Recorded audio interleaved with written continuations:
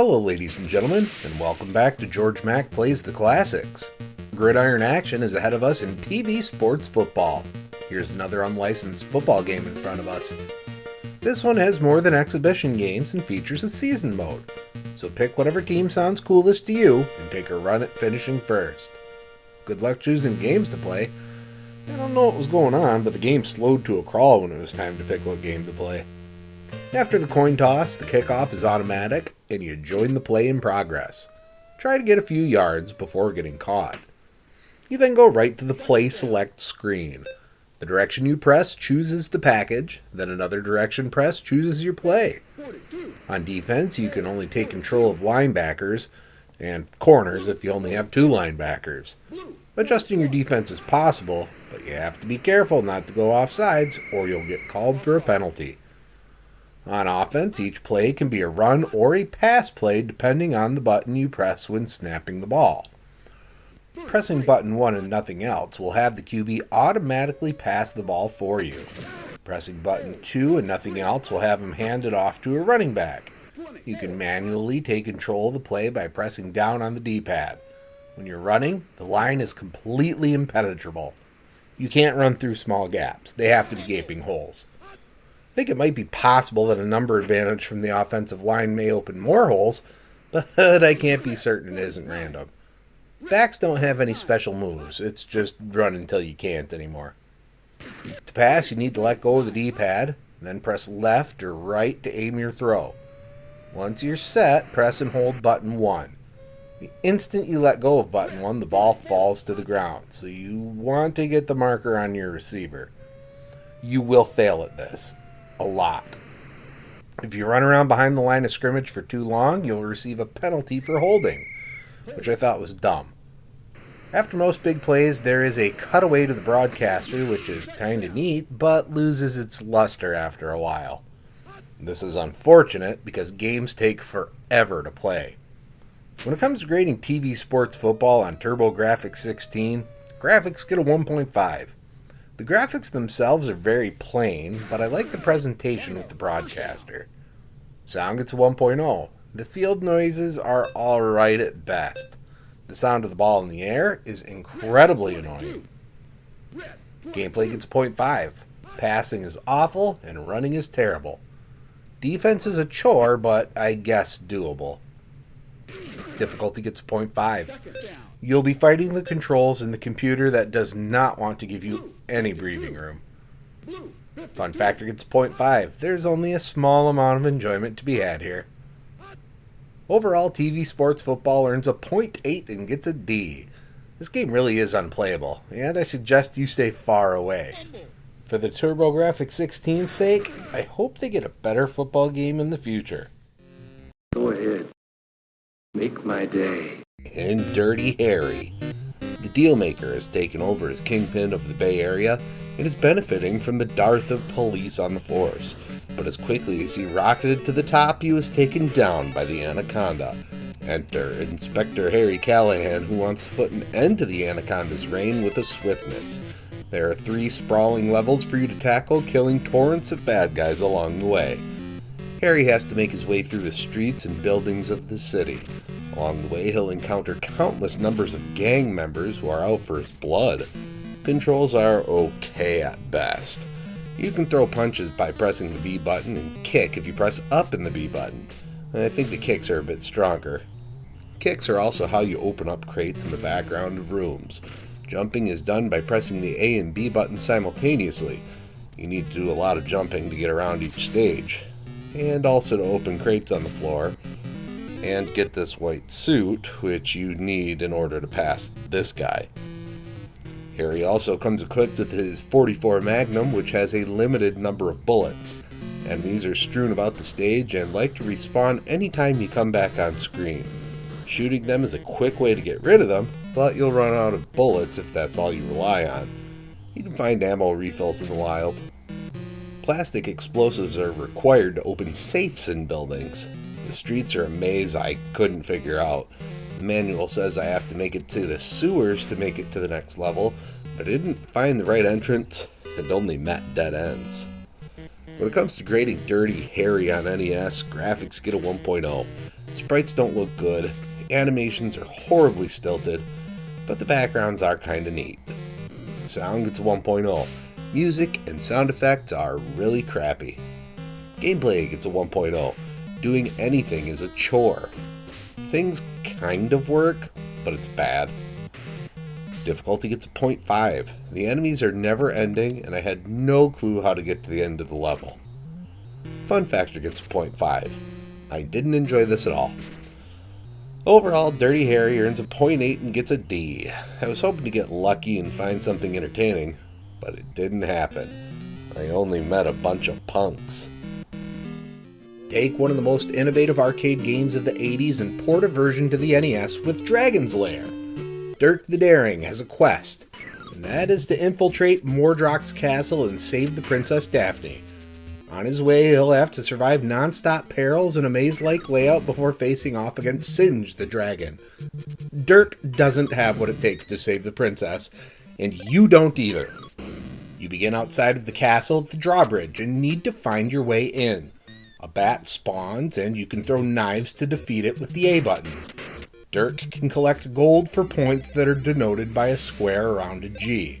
And if you go for this one, you have to be careful because the drawbridge will collapse beneath you. If you get your foot on the hole, you'll die. When you get over it, a monster pops his head up through the bridge and starts blasting fireballs at you. Jumping over it leads you to the castle door that kills you if you touch it. Okay, so I have to kill the monster, but avoiding the fireballs are tough. Finally killing it gets you in the castle. There are jerks in the cells throwing instant kill weapons that you have to pause to avoid. Then there's a snake that appears out of nowhere.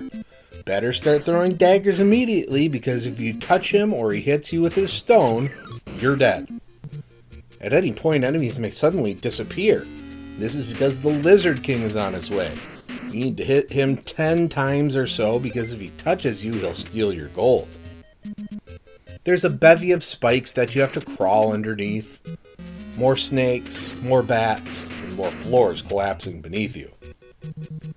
If you can beat the level, you appear in an elevator.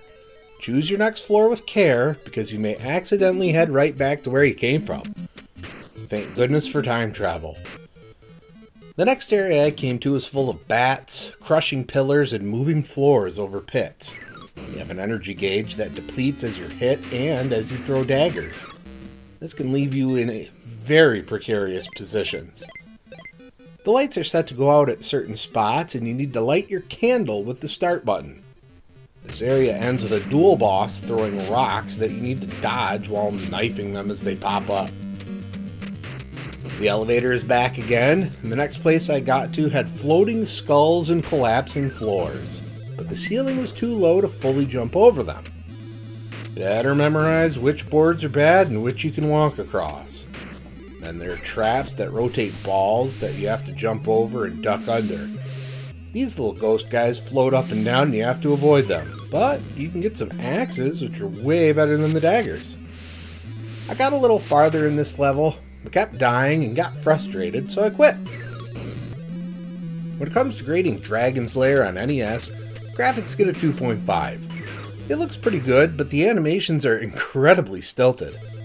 Sound gets a 1.0. I feel like all of the development money went toward graphics and nothing else. Gameplay gets a 0.5. The controls are awful. Memorization on its own would be fine, but with the terrible controls, it's not. Difficulty gets a 0.5. 5 lives will never be enough. I don't care who you are. Fun factor gets a 0. Even when you have everything memorized, you'll fudge up a pixel and rage. Overall, Dragon's Lair earns a 0.9 and gets a D. I wasted an hour of my time, but if I tried to learn and play this legit, I would waste a month or more. That would be the worst investment ever, so I will just walk away. The Big Dig is on its way as we look to descend to the bottom in Digger and the Legend of the Lost City. You are Digger T. Rock, and you love digging holes. You wish to uncover the missing wonders beneath the surface of the earth, and one day you found a sign for the mysterious Lost City. Is this for real? Find out in 10 caverns you need to dig through, defeat enemies, and try not to die. The goal of each level is simple. You need to push down a pillar that opens the exit of the room for 60 seconds. Then you need to get through the door before it closes. Easier said than done. Along the way, Digger finds sandy blocks that can and must be dug through, and enemies. Lots and lots of respawning enemies. These guys need to be smashed with your shovel, or you can throw rocks at them if you have any in your inventory. As you walk around the level trying to find the proper sequence of moves to the pillar and exit, you might find a secret passageway that greatly increases your score and takes you to different areas of the level. You can also come across some items for your inventory. There's a rope ladder that you could throw down long drops to stop you from falling a long way, landing on your head, and losing a ton of life energy. There's dynamite that you can use to blow up weak walls impeding your progress. There are jewels that you can collect and use at stores to buy more inventory. You can collect more jewels at the end of the level if you get to the door with 40 seconds or more remaining. Just don't die right away. I never got to a store because this game is unforgivably hard. I would concede that there are people out there that enjoy this game and find it to be fun, but I am not one of those people. Constantly respawning enemies can trap you to a point where you have to take damage, and while one or two hits won't be the end of you, when it comes to these bugs, they don't like to give you any distance. There are also rocks that if you touch will fall, and if you're beneath them, it's an instant death. The second level door is blocked by a dinosaur that takes a dozen hits to destroy. These guys become more prevalent later on. When it comes to grading Digger and the Legend of the Lost City on NES, graphics get a 1.5. It's too monotone, with some alright animations, but nothing special. Sound gets a 1.5. Kind of a poor use of the rare sound font on this one. Not a huge fan. Gameplay gets a 1.5. Digger controls poorly and will float to his death more than you like. The enemies are also far too relentless and will spawn out of nowhere to murder you. Difficulty gets a 1.0. I don't think this is a very fair game to someone that doesn't spend hours memorizing every level and how to get out. Fun factor gets a 0.5. I really didn't enjoy my time with this and came back a couple times to give it chances. Overall, Digger and the Legend of the Lost City earns a 1.2 and gets a D+. I can't recommend giving this one a chance. It's pretty bad and will frustrate you before you get a taste for it. Reunite the 9 planets and save the Federation in the adventures of Rad Gravity. A comic in the manual recounts the story where the evil wizard Agathos mutated into a giant brain and cut off the planets from one another. Rad Gravity is chosen to fulfill the plan of the CompuMind and save everyone. You begin on the planet Siberia and need to get the coordinates for the other planets from the mainframe. Jump with the A button and swing your sword with the B button. You have to get close to defeat your enemies, and that can be dangerous if you don't know how they move. While you're searching for the building you need, you can come across upgrades to your minuscule health bar and a gun for your blasting action. If you're really clever, you can have some enemies kill each other by avoiding their shots. Disabling the security system gets you to your destination. Shoot these blips to open your way forward. Dying gives you a password for later and kicks you back to the ship. Hope you want to go through the level again. Afterward, the CompuMind is in the process of being stolen, and you need to save him. These stupid things jump on your head and make the already floaty jumps more of a pain in the butt. If you don't save the CompuMind, he'll become your enemy. Pick him up and teleport out of there. Saving the day allows you to choose the next level you want to take it to from the galaxy map. I got stuck on each planet I tried. The volcano level lacked a way into the core that I could find. The upside-down gravity planet trapped me by sending a flying shark at me to knock me into a water trap. The dinosaur planet trapped me behind a key and lock puzzle when I couldn't discern the way to get the key over a tall obstacle. So I called it quits before I got more annoyed. When it comes to grading the Adventures of Rad Gravity on the NES, graphics get a 1.5. The menu screen is pretty cool, but the levels look less good.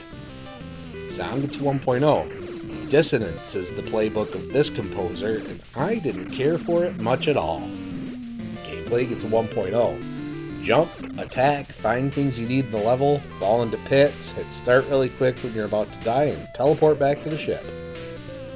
Difficulty gets a 1.5. I'm sure the levels can all be beaten, but my patience wore thin pretty quickly. Fun factor gets a 1.0. The levels aren't laid out well. They're too sprawling and full of useless enemies and bad puzzles. Overall, The Adventures of Rad Gravity earns a 1.2 and gets a D+. I found this to be a pretty crappy game. I'm disappointed that Interplay was making lousy stuff like this. Break all the blocks each level has to offer in Thunder and Lightning. And there are 30 levels of blocks that Mr. Chin is going to have to conquer. You see, Mr. Chin likes food, and he has irritated the Thunder Warrior in his pursuit of culinary goodness. Now, in order to earn his freedom, he's got to break through all of the walls of regret. Thunder and Lightning is basically a reskinned and updated Arkanoid, which is an updated Breakout, which is a modified Pong. Mr. Chin carries a paddle along the bottom of the screen, which must be used to keep a ball bouncing back and forth, hitting bricks above him. Changing the angle of the ball is much more difficult than it has any right being, especially at higher speeds. There are 3 different blocks. Simple hit them and they're gone bricks, ones that break down over multiple hits, and unbreakable bricks that bounce you off them. The little submarines, UFOs, and airplanes are item carriers that move in a set pattern. When hit by a ball, they will drop a random power-up that you need to wisely use to finish most levels. The 3 arrow splits your ball into 3 and continues to do so as long as at least one of the balls stays on screen. The 6 arrow is a one-time split. The big power-up causes the ball to go through blocks, even unbreakable ones. They're slow for the ball and long for the paddle. There's a glove that catches the ball on the paddle so you can release it when you want. The last is the missiles, which can be picked up twice and shot straight up to destroy bricks. Each power-up will last until you pick up another one, but I guess I'll give them up for a 1-up. There are a number of enemies that exist on stages that will both help and hinder your quest. The sea anemone will suck your ball in and turn it into 2 smaller balls. The octopus lives in a container, and if you hit it, he squirts out and tries to weigh your paddle down, creating momentum-based movement to mess you up. There are turtles that climb from the top of the screen and become constantly respawning blocks that you must destroy. The bird goes nuts when it gets hit, flying into and destroying blocks. The Thunder Warrior shows up near the end and will throw lightning at you if he's hit by the ball, but he'll also destroy massive swaths of the stage as well. The turtle levels are probably the worst. You need the missiles or big power-up in order to win. They just respawn so rapidly. When it comes to grading Thunder and Lightning on NES, graphics get a 1.5. It looks fine, but there's nothing particularly nice. Sound gets a 1.0. There's very little variety in music, and the sounds are rather annoying. Gameplay gets a 1.5. I think the angles are not done correctly. At least there are a lot of different power-ups. Difficulty gets a 1.5. Some levels obscure the ball, which is just mean, but 1-ups are prevalent as item drops. Fun factor gets a 1.0. I was ready to quit until I realized I was almost done. Then I soldiered on until the end. Overall, Thunder and Lightning earns a 1.3 and gets a D+. It's a playable but not great game. Again, it's alright for what it is, and it doesn't take too long to get through. Show that you have what it takes to join the Space Force in Burning Force. You are Hiromi of Earth University, and you want to become a space pilot. In order to do so, you have to defeat 5 days of training and a final test on the 6th day. If you can do it, you will earn the title of Space Fighter. This behind-the-back shoot-'em-up is reminiscent of Space Harrier or 3D. World Runner plays much smoother than either, but that doesn't mean it's very good. The A button is your main weapon. It can be upgraded into a laser, wide shot, or cross laser, which is a combination of the two, if you're lucky. I wasn't. Power-ups are few and far between and often requires hitting a jump pad to reach them. This is infuriating because missing means you're stuck with the weak default weapon. You also come equipped with missiles that can be shot with the B button. The default is a cluster of missiles that don't really hit their mark easily. These have a couple upgrades too, of which I experienced the Max missile, which explodes for supposedly big damage. You're limited to 5 missile blasts per life. You have an energy gauge that consists of 3 hit points. As you get hit by enemies or their projectiles, you take damage. Losing all 3 hit points loses a life. Go back to your default shot and have to limp your way through the rest of the level. Each day is split into 4 areas, with the third holding the boss. You're given their weak point as you start the level and hopefully can avoid their attacks long enough to kill them. The 4th area of each day tasks you with collecting as many points balls as possible. Getting a high enough score grants you an extra life, but if you lose all of them, you have to use continue and start on whichever level you have been on until that point. Lose all 3 continues, and it's game over. When it comes to grading Burning Force on Sega Genesis, graphics get a 1.5. I wasn't impressed by the graphics, though they were certainly better than Space Harrier. Sound gets 2.0, the music and sound effects are average, and the strongest point of this title. Gameplay gets 1.0, and the lack of power-ups and the unfriendliness of trying to collect them makes killing enemies a chore. Difficulty gets a 1.0. There's too much unavoidable BS strewn about the levels. Enemies don't die, but will mess you up. Fun factor gets a 1.0. This isn't my style of game. I really dislike behind-the-back shooters because the perspective is always bad, the frame rate is always low. Overall, Burning Force earns a 1.3 and gets a D+. I can't recommend this one. I am biased against this genre, but I really don't think it was very good. I certainly didn't want to finish it. Time to head to the gridiron with one of the greatest quarterbacks of all time in Joe Montana football.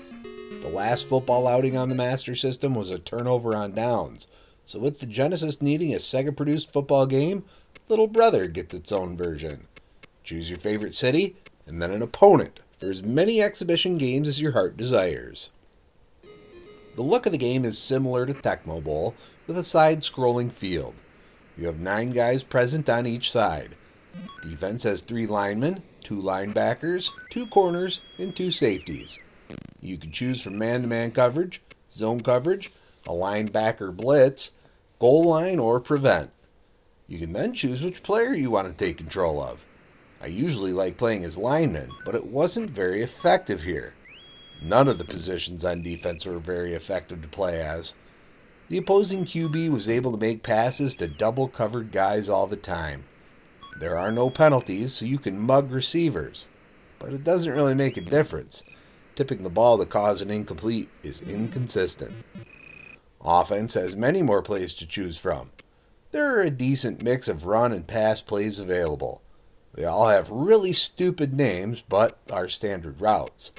After snapping the ball, you cycle through possible receivers with button 2 and throw it with button 1. If you choose a run play, you have to manually hand it off to your back with button 1.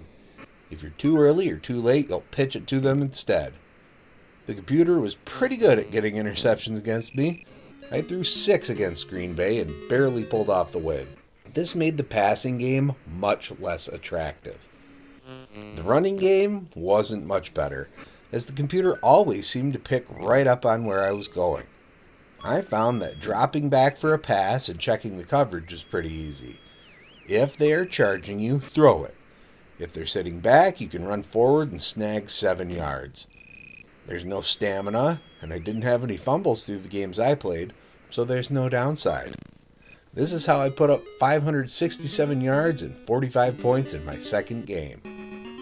When it comes to grading Joe Montana football on Sega Master System, graphics get a 1.5. It's red versus blue no matter what cities you pick. Models are identical and look passable. Sound gets 0.5. Music is practically non-existent, and sound effects are sparse and poor. Gameplay gets a 1.5. There aren't a whole lot of plays to choose from, and games get really repetitive. Difficulty gets a 1.5. Once you figure out how to run plays properly, playing offense starts to work. Defense felt more like a crapshoot. Fun factor gets a 1.5. The game got a lot more enjoyable once I realized I can skip a lot of the in-between plays stuff, and even force the computer to snap when I was on defense. Overall, Joe Montana Football earns a 1.3 and gets a D+. I know the Master System was still a big deal in Europe and South America, but I don't see those as big markets for a football game. It's playable, but it's time to upgrade to a Genesis. More aliens need to be blasted to Kingdom Come in Battle Squadron. A couple space commanders have been taken hostage by some adversarial forces. The Barracks Empire is looking to attack Earth and destroy everyone, but you have to be the one to save the day once again. Head to the planet Terrania and make your way through 3 cores to defeat your enemies and proclaim victory. Only 3 main levels plus the looping overworld stand in your way to victory. But it won't be easy, because this is a true bullet hell. You can even set the maximum number of bullets and their speed in the options menu. I doubt there's a comfortable combination. Shooting your weapons is handled by the A or C buttons, while dropping a Nova Bomb can be accomplished with the B button. These are useful because they destroy all the bullets on screen, but you don't really get enough of them to keep you safe. By destroying a gunship, an X crystal is dropped. It moves left and right on screen, changing colors as it changes directions. The colors signify a different weapon you can switch to or upgrade 5 times. Blue is an antimatter particle beam which shoots straight ahead and backward. Red is the magnetic torps, which are a weak spread shot. The orange magma wave shoots out forward and to the sides. The green emerald laser is the strongest of the weapons, but doesn't spread very much. When you get hit by a bullet or an enemy, and you will get hit by them a lot, you come back minus an upgrade to your weapon and an unsportsmanlike short window of invincibility. You need to get back on track to clear a path for yourself immediately, or it's game over. Even if you think you're doing well, there are graphics on the top layer that will make it so you can't see anything.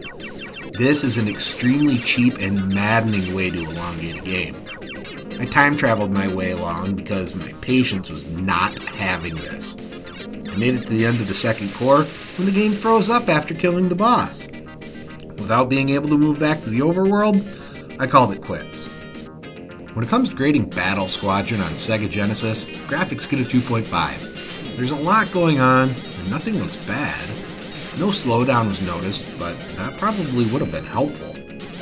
Sound gets a 2.5. Music is decent enough, and I wasn't overly annoyed by the weapon firing sounds. Gameplay gets a 1.5. The weapons aren't very satisfying. They shoot way too slowly for the amount of enemies present, and your ship moves like molasses. Difficulty gets a 0.5. A cardinal sin of obscuring the playfield is overused. Enemies will hide in there and shoot bullets you never have a chance of seeing, which is BS. Fun factor gets a 1.0. I was hoping to enjoy a good shoot-'em-up, but I didn't get my wish here. Overall, Battle Squadron earns a 1.6 and gets a C-. This game coasts to a below-average game on the graphics and sound, but fails where it really matters. It's the 90s and there's time for clacks. Blah, blah, blah. I've played this game before. Twice, actually. It's a decent puzzle game, but I'm not good at it. You have to complete the objective for each level. It might be get a certain number of claxes, a certain number of points, or play a certain number of tiles. You can press up and push the tiles back on the conveyor, but you're just setting yourself up for pain if you do this.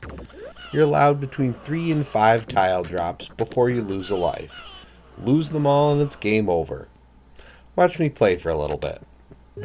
I will say I was able to get the Warp X this time. I wanted to see where it would take me, and the answer was level 51. I could not beat level 51. 30 claxes was out of my wheelhouse.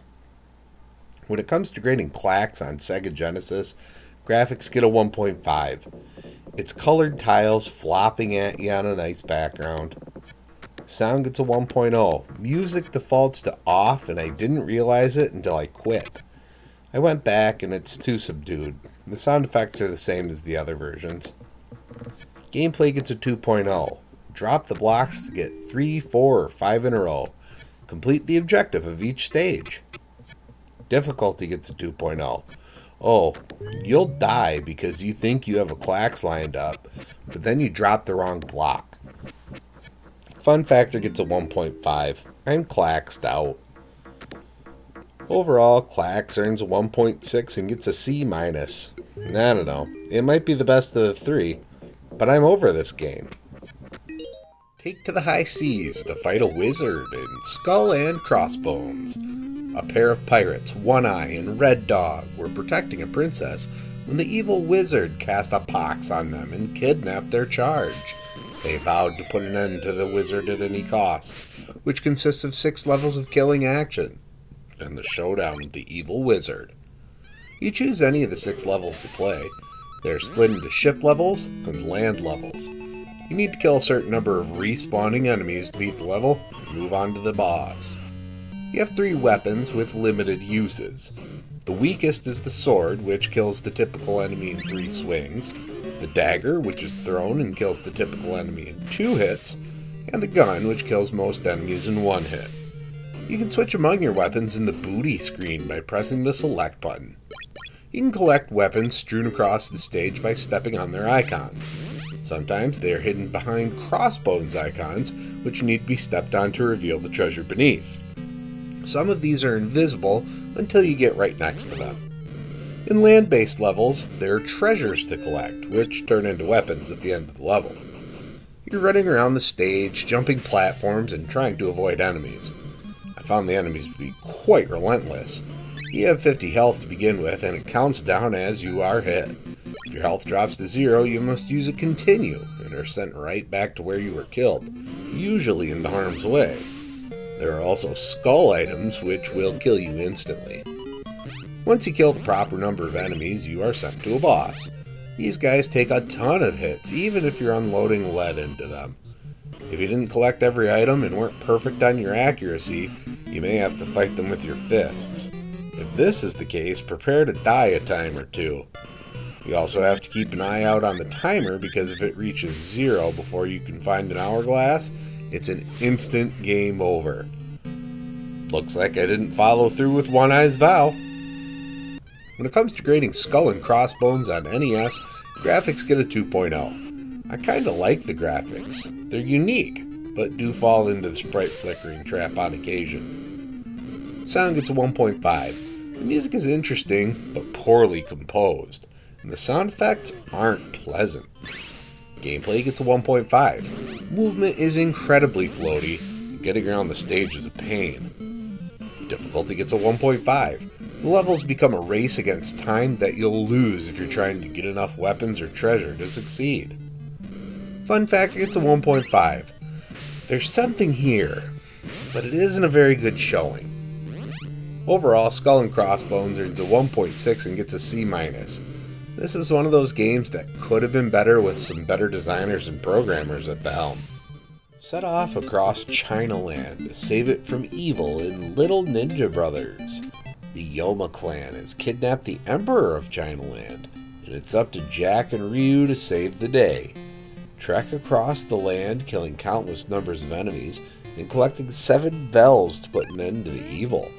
Either alone or with a partner, you could embark on this quest. Little Ninja Brothers is actually the sequel to Kung Fu Heroes, and once you get to your first battle, you'll realize it. I didn't much care for the former, and you have to take part in countless numbers of battles in your adventure. Seriously, sometimes it's nearly every step you take. These battles are set on a static screen based on the terrain you're on. A screen pops up showing you the enemies and their experience level. You can choose to fight or try to run, which forces you to fight if it fails. You have to kill a number of constantly spawning enemies. You really have three choices. Punch them with the A button, jump at them with a flipping kick by holding a direction while pressing the B button, or using a consumable dragon kick by pressing the B button and then immediately a direction. Most of your fighting will be jumping onto enemies with the flipping kick. Trying to punch will often be difficult because of finicky hitboxes. I can't count how many times I took hits because mine weren't recognized. There are RPG elements to this game, but I prefer to categorize it as an adventure. You have experience points, levels, money, towns, and shops. There are quests that you must complete and even some turn-based battles. The turn-based battles are terrible, with your enemy dodging constantly. I found this with the first battle against the evil queen. I ended up having to skip it, upgrade my equipment in the next town, level up a bunch before I could win. It's imperative that you use the call command on your first turn to pull Ryu into the battle. In the end, I found this game to be incredibly repetitive and frustrating. The number of times I'd get stun-locked and killed was far too frequent. I had to continuously stock up on sweet buttons to replenish my health. To open the menu, you have to press the A and B buttons simultaneously, which can be a major pain in the butt. I collected 5 of the bells and got incredibly tired of the battles. After 6 hours, I called it quits. I need these long games to give me some variety to make them worth it. When it comes to grading Little Ninja Brothers on NES, graphics get a 2.0. Nothing looks really good, nor really bad. I'll call it average. Sound gets a 2.5. I like the music, but it does get incredibly repetitive. Gameplay gets a 2.0. There's more to it than what I wrote about, but it's just not that interesting in the grand scheme of things. Difficulty gets a 1.5. There's a lot of BS present, and if you die, it's half your money, and you're resurrected at the last town you visited the convenience store at. Fun factor gets a 1.0. The battles are too repetitive and way too prevalent. Greater experience rewards would have made for a more interesting game. Overall, Little Ninja Brothers earns a 1.8 and gets a C. I can't say I enjoyed it, or that I recommend it. Near the end, and maybe I'll go back someday, but it's not likely. Take control of a dragon and prove you're the toughest on the block in Tag and Dragon. Go through 20 rounds fighting a trio of enemies to complete every maze in your path. So turn the other dragons into bones as you chomp through them. The dragons are impervious to attacks in any spot except for their tail. They all move at the same speed, so you're going to have trouble if you try to chase them around. The dragons can turn on a dime, and they turn corners a lot, so you'll have your shot. Tails have 3 lengths, with the longer meaning you have more hit points. As any of the dragons are bit, their tail shrinks, but they can earn some tail back if they get a successful attack. The hedge walls of the maze can be destroyed if you collect the magic lantern. As long as you can hit a wall with more than a square of space in front of you, the shrub will disappear and may reveal an item. Most of the items just seem to be for points, but there is an item that speeds you up significantly. Getting this makes chomping tails a lot easier. There are indestructible walls, pink and black squares that kill you if you stay on them too long, and ice squares that slide you along at quick speed. Even after buckling down and concentrating on killing dragons instead of destroying every hedge, I couldn't get past round 6. Honestly, I wasn't totally enthralled with the game, didn't see much upside in continuing, so I cut my time with it pretty short. When it comes to grading Tag and Dragon on NES, graphics get a 1.0. Graphics are nothing nice to look at. They're functional, and that's it.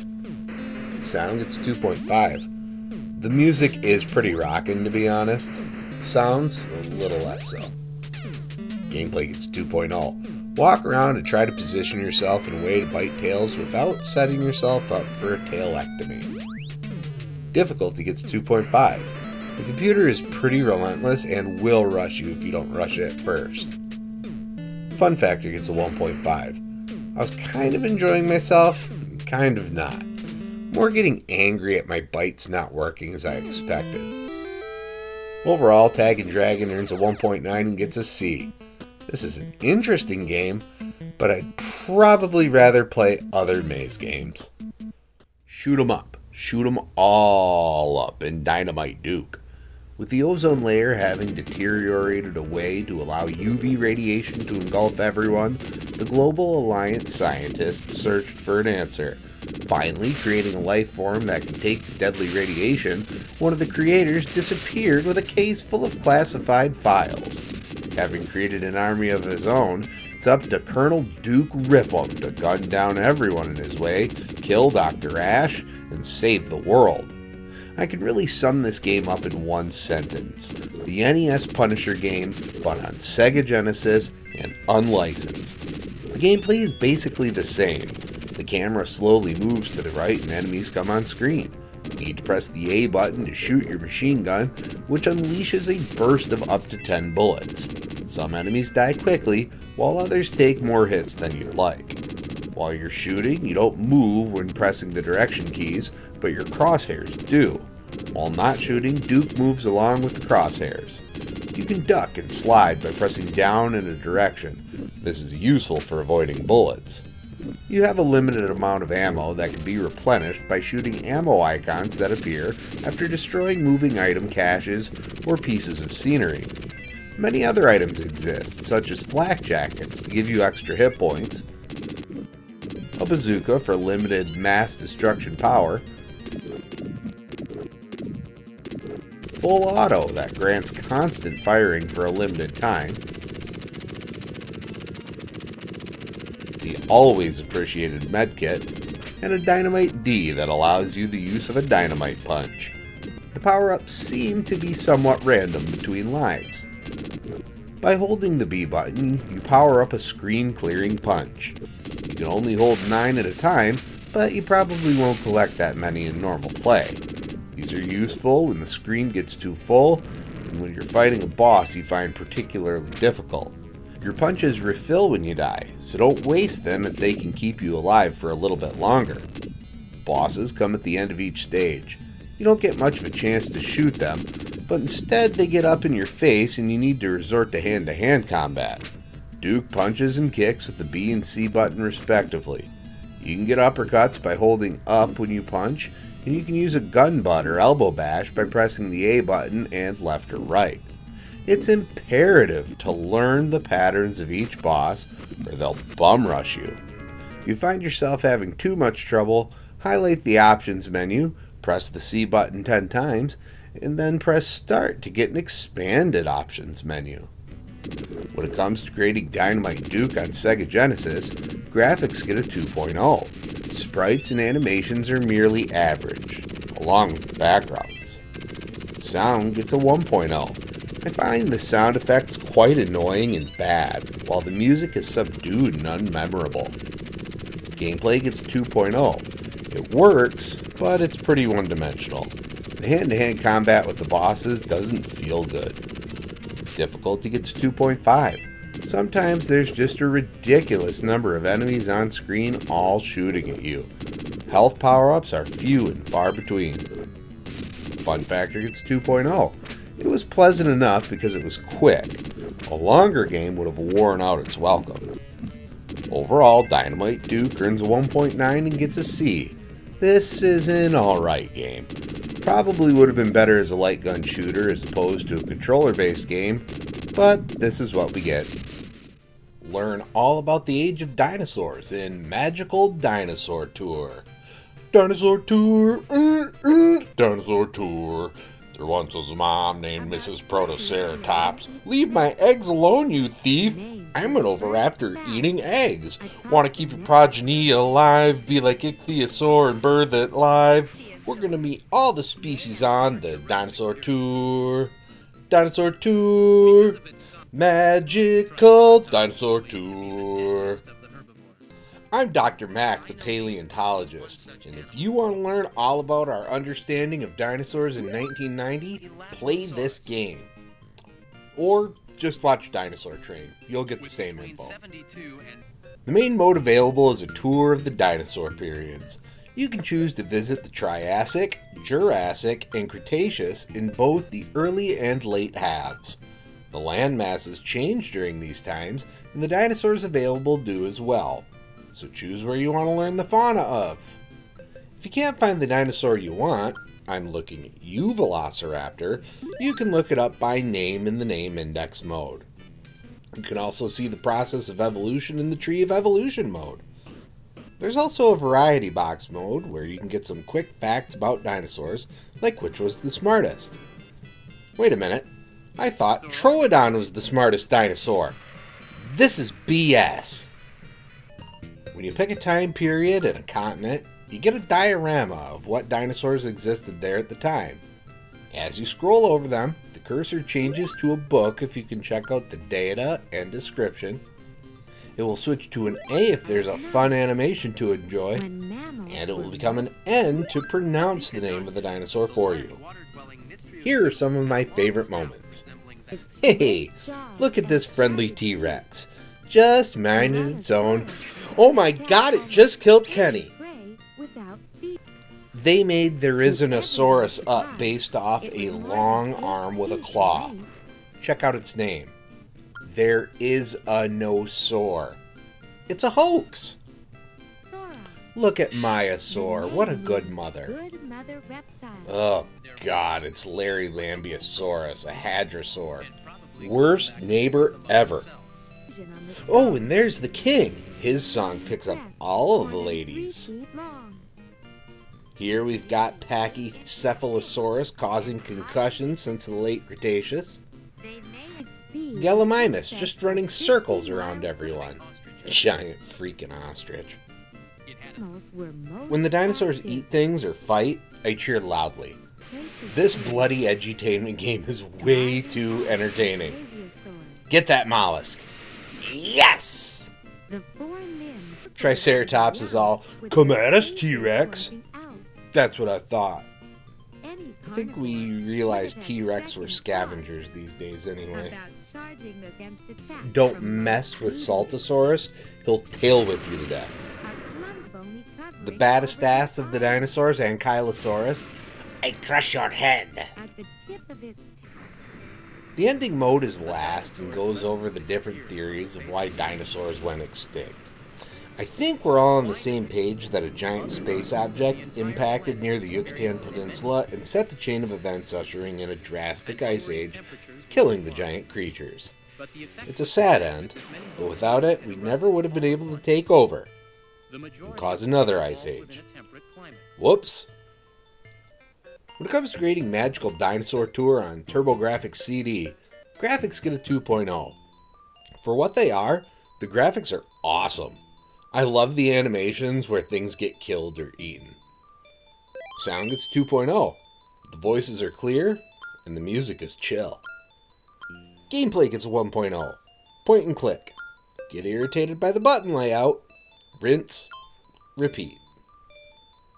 Difficulty gets a 2.0. I guess making the encyclopedia do what you want can be difficult at times, so not perfect. Fun factor gets 3.0. Despite it being a virtual dinosaur encyclopedia, I had so much fun commentating this as I played, I wish I would have plugged a microphone in. Overall, Magical Dinosaur Tour earns a 2.0 and gets a C. As an edutainment game, this is like an A++. But on this scale, it's average. Some people might think that's an outrageously high score, but this game is awesome. It's good versus evil, and you need to destroy them to win in Populous. You are a supreme being with the power to shape worlds, and your followers adore you. However, you aren't the only deity up there, as one with diametrically opposed followers seeks to overpower you and yours. There are hundreds of worlds out there for you to conquer, so sit back and get ready for hours and hours of play. You can begin on the first world, Genesis, or enter the name of any planet you know. You're given some information about the terrain, your abilities, and that of your opposing god. Your followers are alone on a corner of the map while the computer is on the other side. You need to raise and flatten land in order for your followers to have a place to settle and multiply. To raise land at the crosshair, press the A button, and to lower it, you press the C button. You can raise and lower as much as you want, as long as you have enough mana to do so. Mana is generated by having followers. Your gameplay loop consists of raising land and making it flat so your followers have somewhere to go. The more land they have, the better the settlement they will make. I made a mistake as I was learning, as I would make too much flat land creating castles. These would take a long time to make a new walker, leaving my opponent with the numbers advantage. Once I made lots of smaller spaces for settlements, I was able to watch my population shoot up and defeat the levels. Switching among settlement mode, go to Papal Magnet, and fight enemies is a core mechanic you must master. Raising and lowering land aren't the only powers you have. You have several disasters you can inflict on the map.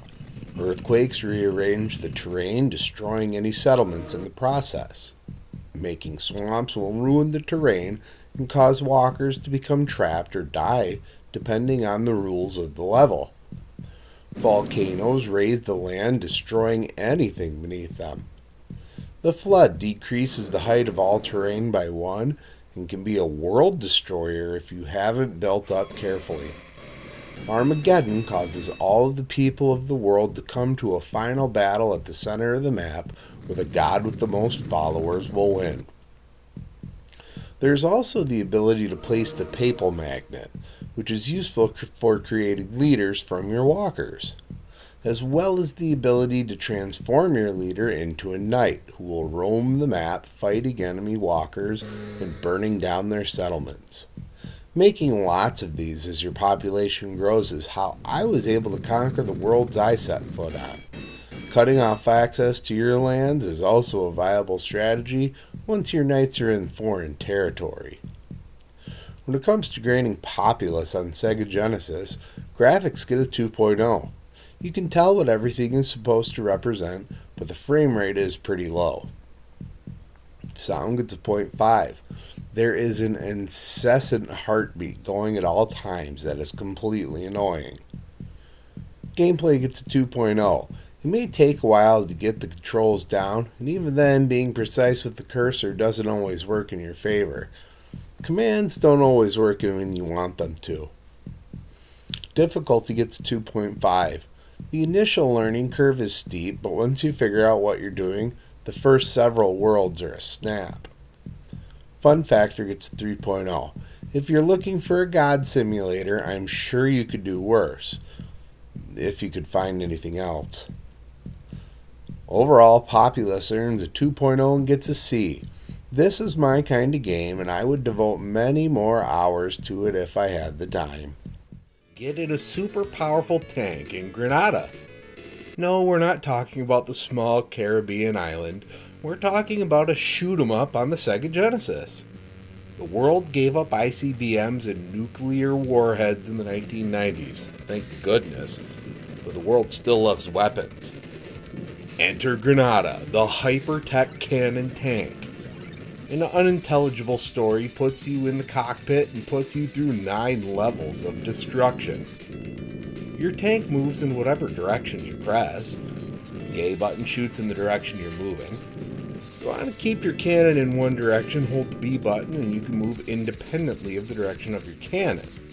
The C button discharges a super powerful blast that you need to remember to use in order to destroy bosses quickly. There is a radar that shows you the location of enemies that must be destroyed with a red dot. You have a time limit that you have to defeat everyone by, or you lose a life. You don't want to lose a life. You have a pretty hefty health bar as well, but it drains pretty quickly if you aren't careful. I tend to find myself shooting in a direction while moving. There are obstacles that must be avoided as well. You can find a number of options sitting around the level. These are slightly useful, but it's hard to tell what they do, and the manual isn't super helpful in this regard.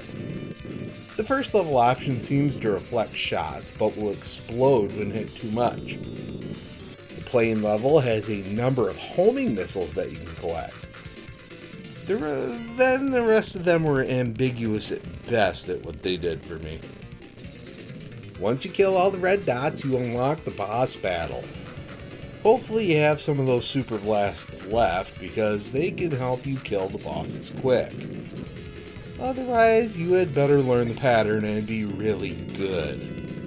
I made it to level 7's boss when I got the game over and decided that was good enough for me.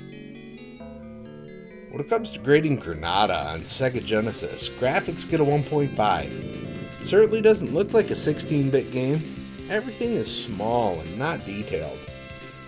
Sound gets 2.0. Music is alright, but not really that great. Gameplay gets 2.5. Spinning the cannon is kind of difficult. Doesn't feel very smooth overall. Difficulty gets 2.5. Levels aren't the worst, but they do get difficult and there are no ways to replenish your health, except by dying. Fun factor gets 2.0. I was having an alright time, but it sure didn't keep me too engaged.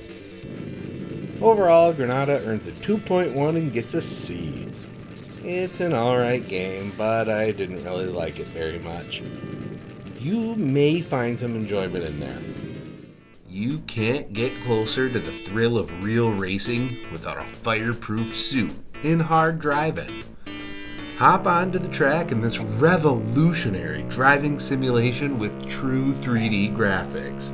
Choose on the fly whether you want to race the speed track or stunt track, and then enjoy the blistering fast speed at an unbelievable 5 frames per second. Don't try these stunts in a real car. Turn on your engine by pressing the start button. Stay straight if you want the speed track, or turn right if you want the stunt track. Don't let the word speed fool you, because if you take the turns too fast, you'll soar off the track. There are speed limit signs that you really need to follow if you want to stay on the road.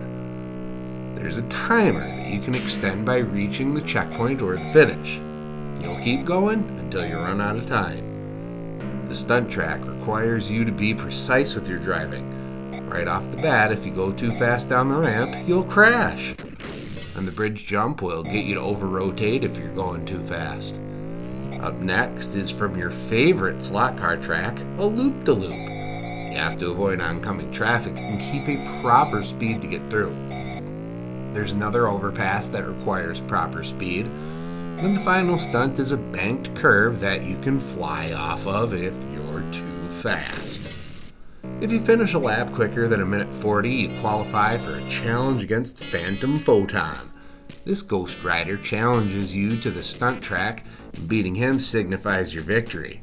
You can't crash into him, but any crashing you do will end the challenge immediately. You must also not leave the track for more than 10 seconds. It took me a few tries before I finally got through the challenge, but when I did, I left Photon in my dust. This creates a new time and a new ghost car to beat until you hit the power. Then I just had fun hitting the cow in front of the barn and doing crashes. Really, crashing is the fun thing to do in hard driving. The semi-truck in particular will catch you out of nowhere, especially on the loop-de-loop. Try to get the silliest crashes for maximum enjoyment. When it comes to grading hard driving on Sega Genesis, graphics get a 2.0. It's the first fully polygonal game on the Genesis and doesn't look awful. But the frame rate sure is. Sound gets a 1.5. I love the opening theme, and the crash theme is fun, but other than that, it's pitchy tire noises and an underpowered engine. Ooh.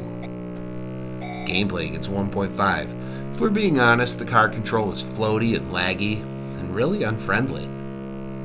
Difficulty gets a 3.0. You can pick up the controls after a few laps, and getting to Phantom Photon isn't that onerous. Fun factor gets 2.5. Despite its simplicity, it's fun to pop this one in for some crashes before moving on to something else. Overall, hard driving earns a 2.1 and gets a C. This isn't a long play game. It's a quick diversion, but it's fun for what it is. Head back to the American Civil War and turn the tide of the battles in North and South. If you've ever had a hankering to rewrite the Civil War in a way that the North wins in mere months, or God forbid make it so the South rises to prominence, you can do it here. I'd always expected this was more of a grand strategy game in the vein of Bandit Kings or Nobunaga, but it's a quick board game with some mini-games attached. You can choose your side, difficulty level, and year of the war to begin in. I didn't notice much difference between the settings, and the map doesn't change at all among the scenarios. I played as the North every time because I couldn't get myself to choose the South. You get a map of the regions and territories of the time. The goal is to conquer the map by destroying all of your enemy armies, and there aren't very many of them on the map at any given time. You can earn more armies by collecting 5 bags of gold, or by holding North Carolina when reinforcements are sent from Europe. Gold is earned when the train runs between towns marked on the map in red. You earn gold for the territories you control along the way. Each army is able to move into an adjacent territory each month. When the armies of the North and South occupy the same region, a battle breaks out. You are sent in with a regiment of cannons, cavalry, and infantry. You control each type one at a time and cycle among them by pressing the B button. Cannons must be charged to set the length of their straight-line shot. Cavalry start a charge and will swing their swords when you press the A button. Infantry shoot their rifles for a distance in front of them. It is difficult to control all 3 unit types simultaneously. I usually got a blast off with a cannon before the enemy cavalry put them down. Then I would charge until I lost all my cavalry, and then cleaned up the rest with my infantry. I won many more battles than I lost. When you capture an enemy-occupied town on the rail line, you enter another mini-game at the fort. You have to make it to the flag on the right side of the map before time runs out. The enemy has a number of troops signified on the top right of the screen that they can send at you. These guys are equipped with throwing knives and can take you out. You also have to be careful to avoid explosives and running dogs who want to rip your throat out. Climbing and jumping your way to the end captures the territory and the stop on the train.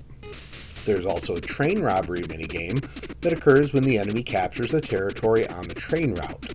The goal is to make it to the engine of the train to take control. Much like the fort minigame, you jump from train car to train car, fighting enemy soldiers who are out to stop you with everything they've got. If you succeed, their taxes become yours. The computer can also take part in these games, and you have to stop them. Pressing up spawns one of your men on the high level, while pressing down spawns them on the low level. Overwhelming your opposition ends the war in your favor. It makes you feel like you would have easily won the Civil War. When it comes to grading North and South on NES, graphics get a 2.0. The platforming minigame sprites are alright, but everything else is just serviceable. Sound gets a 1.5. Sound effects are extra loud. You get little ditties during gameplay. Gameplay gets a 2.0. It's physically difficult to control your different units in the battle. The platforming is really simple to control. The map movement is butter. Difficulty gets a 3.0.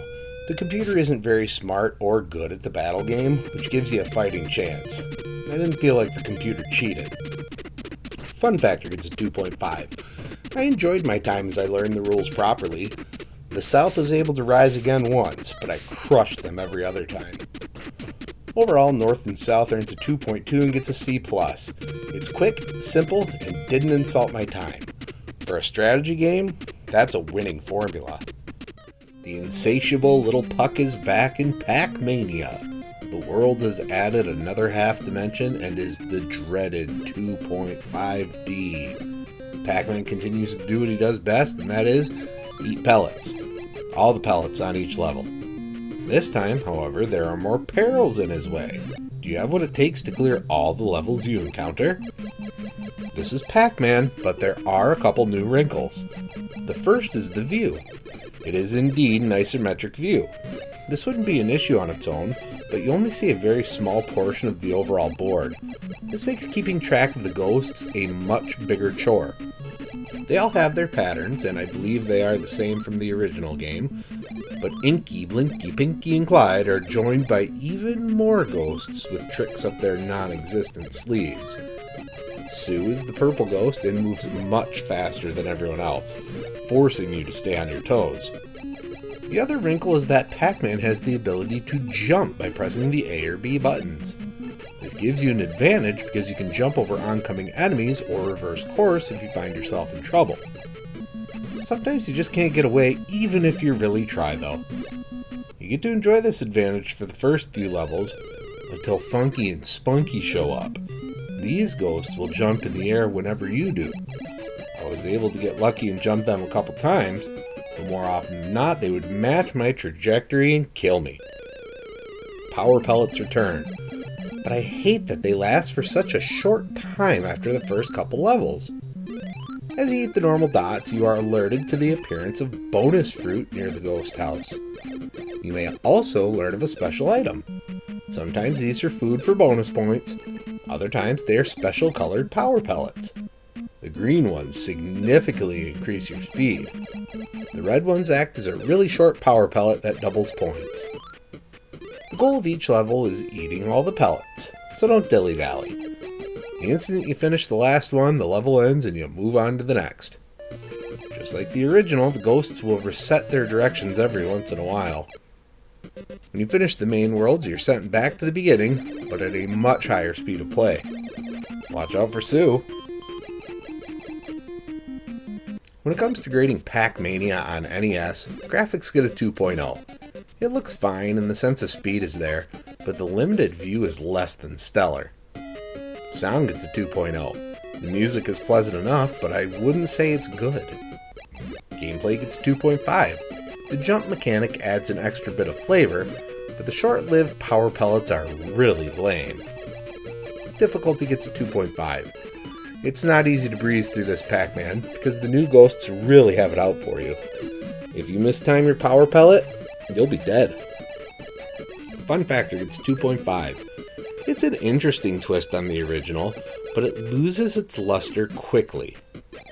Overall, Pac-Mania earns a 2.3 and gets a C+. I think I can say I like it better than Pac-Man and Ms. Pac-Man, but I don't know if that's saying a whole lot. Give it a shot. Couldn't hurt. Crash, is back and going for the Nintendo World Cup. This sequel to Super Dodgeball puts all of the world's best soccer teams up against one another in a hard-hitting gauntlet of matchups. If you have a 4-score satellite, up to 4 players can go up against one another. Choose from your favorite countries of the late 80s and take a team of 6 to the top. I picked the USA because no one beats the good old US of A. Well, not right away at least. You begin by choosing the 6 players you want on the field. They all have stats, but you don't get to know what they are, so check out a fact for more information. Then you get to set up your team's AI. You see, you control the center, and the center only. Do you want your teammates to pass it to you, or dribble upfield? Should they shoot the ball frequently, or less so? Should your goalie go on the offense? And should your guys go tackle crazy, or just cover the other team? When you get on the field, you can override some of these settings by pressing the A or B buttons. If you have the ball, the A button passes.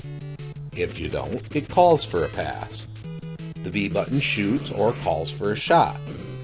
On defense, the A button shoulder tackles your opponent, and the B button does a slide tackle. These are necessary for getting the ball back. Pressing the A and B buttons simultaneously pulls off a super kick, of which you get 5 attempts per half. But I was not good enough to pull these off. Argentina, on the other hand, pulled them off over and over again, even more than the 5 they are supposed to be allowed each half.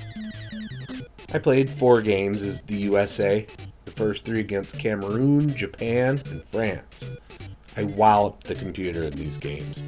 The overall score in those 3 games was 43-1. My main strategy was to knock out all of my opponents. Just look at the bodies strewn across the field. They pop up again after each goal, but don't regain any health until halftime. Then it was as easy as going for a shot and either kicking or dribbling the rebound in. Each game took about 16 minutes to complete. I really didn't want to play 12 games, so I took a password to the semifinals against Argentina, and they murdered me. I could only score 2 goals to their 22. They have a nearly unstoppable super kick that they aren't limited on. All their guys outsped and out-healthed me, so I was no match. Good to know the game gets much harder.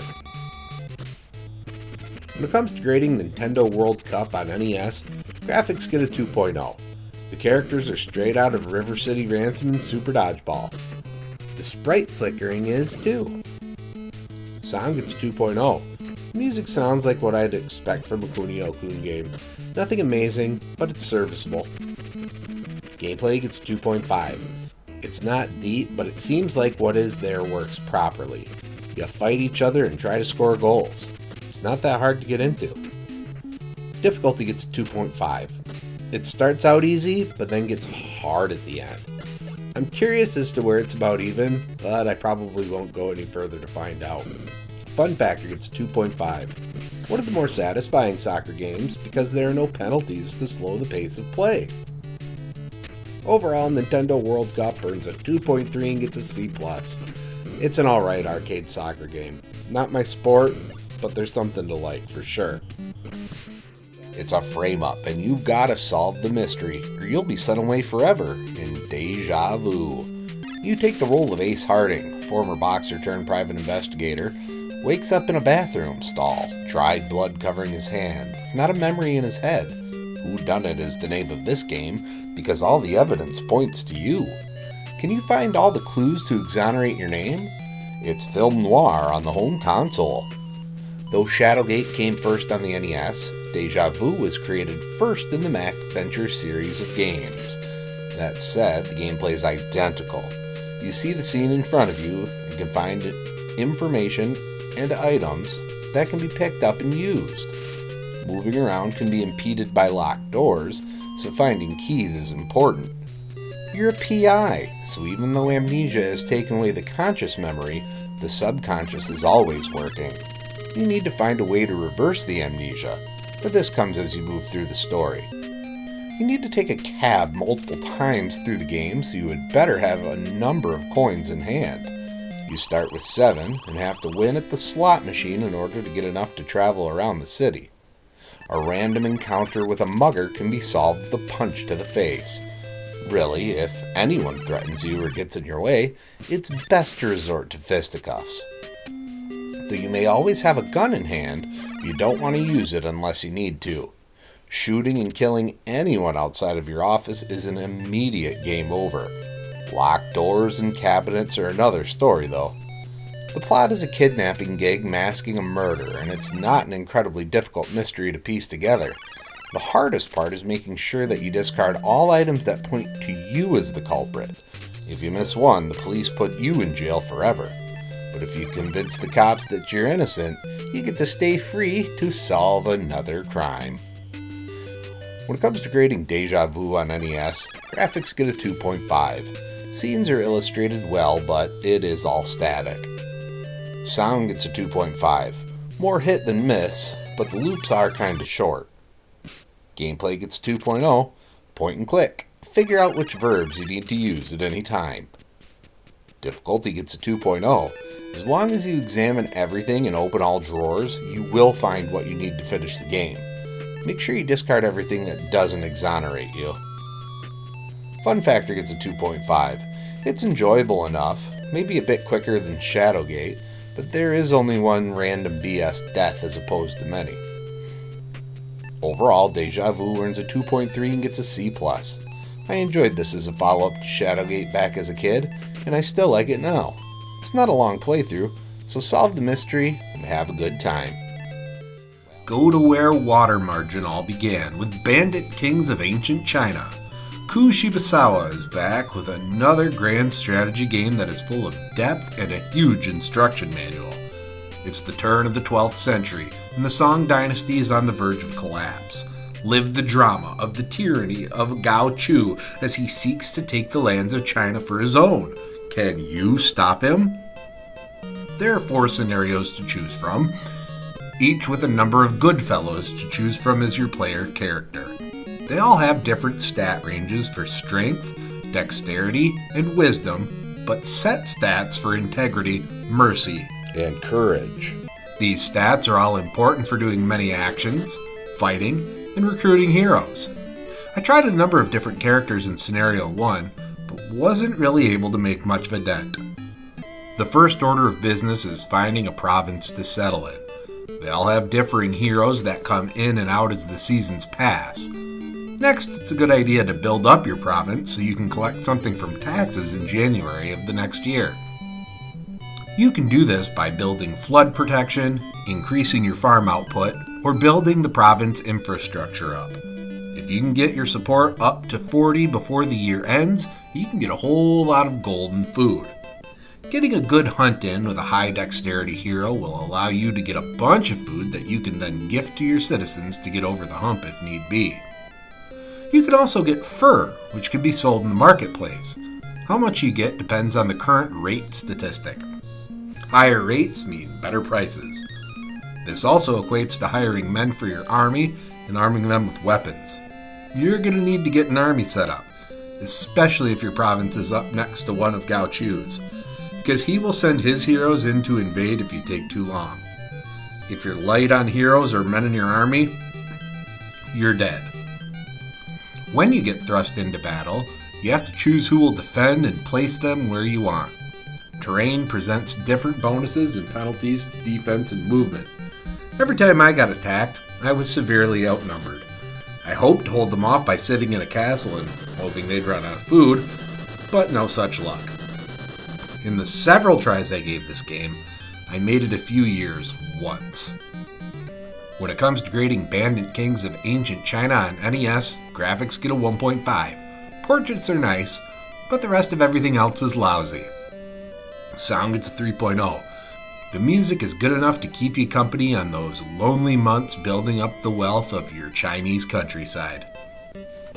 Gameplay gets a 2.0. There are a lot of commands.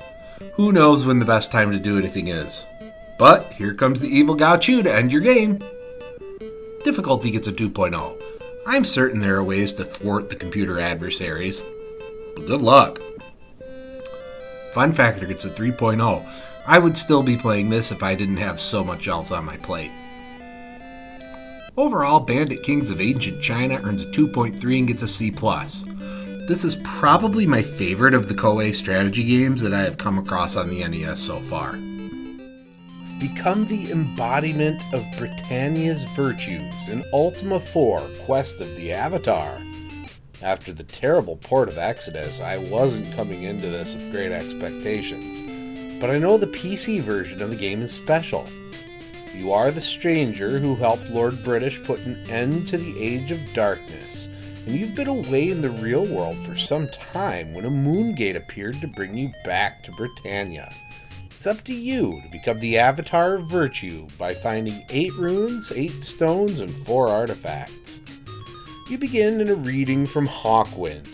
The Seer of Britannia asks you questions about the virtues that will decide what class you play as. I ended up with the choice of sacrifice or humility, and decided a tinker would be more useful than the nearly useless shepherd. After getting sent into the world by British, I ended up in Mack.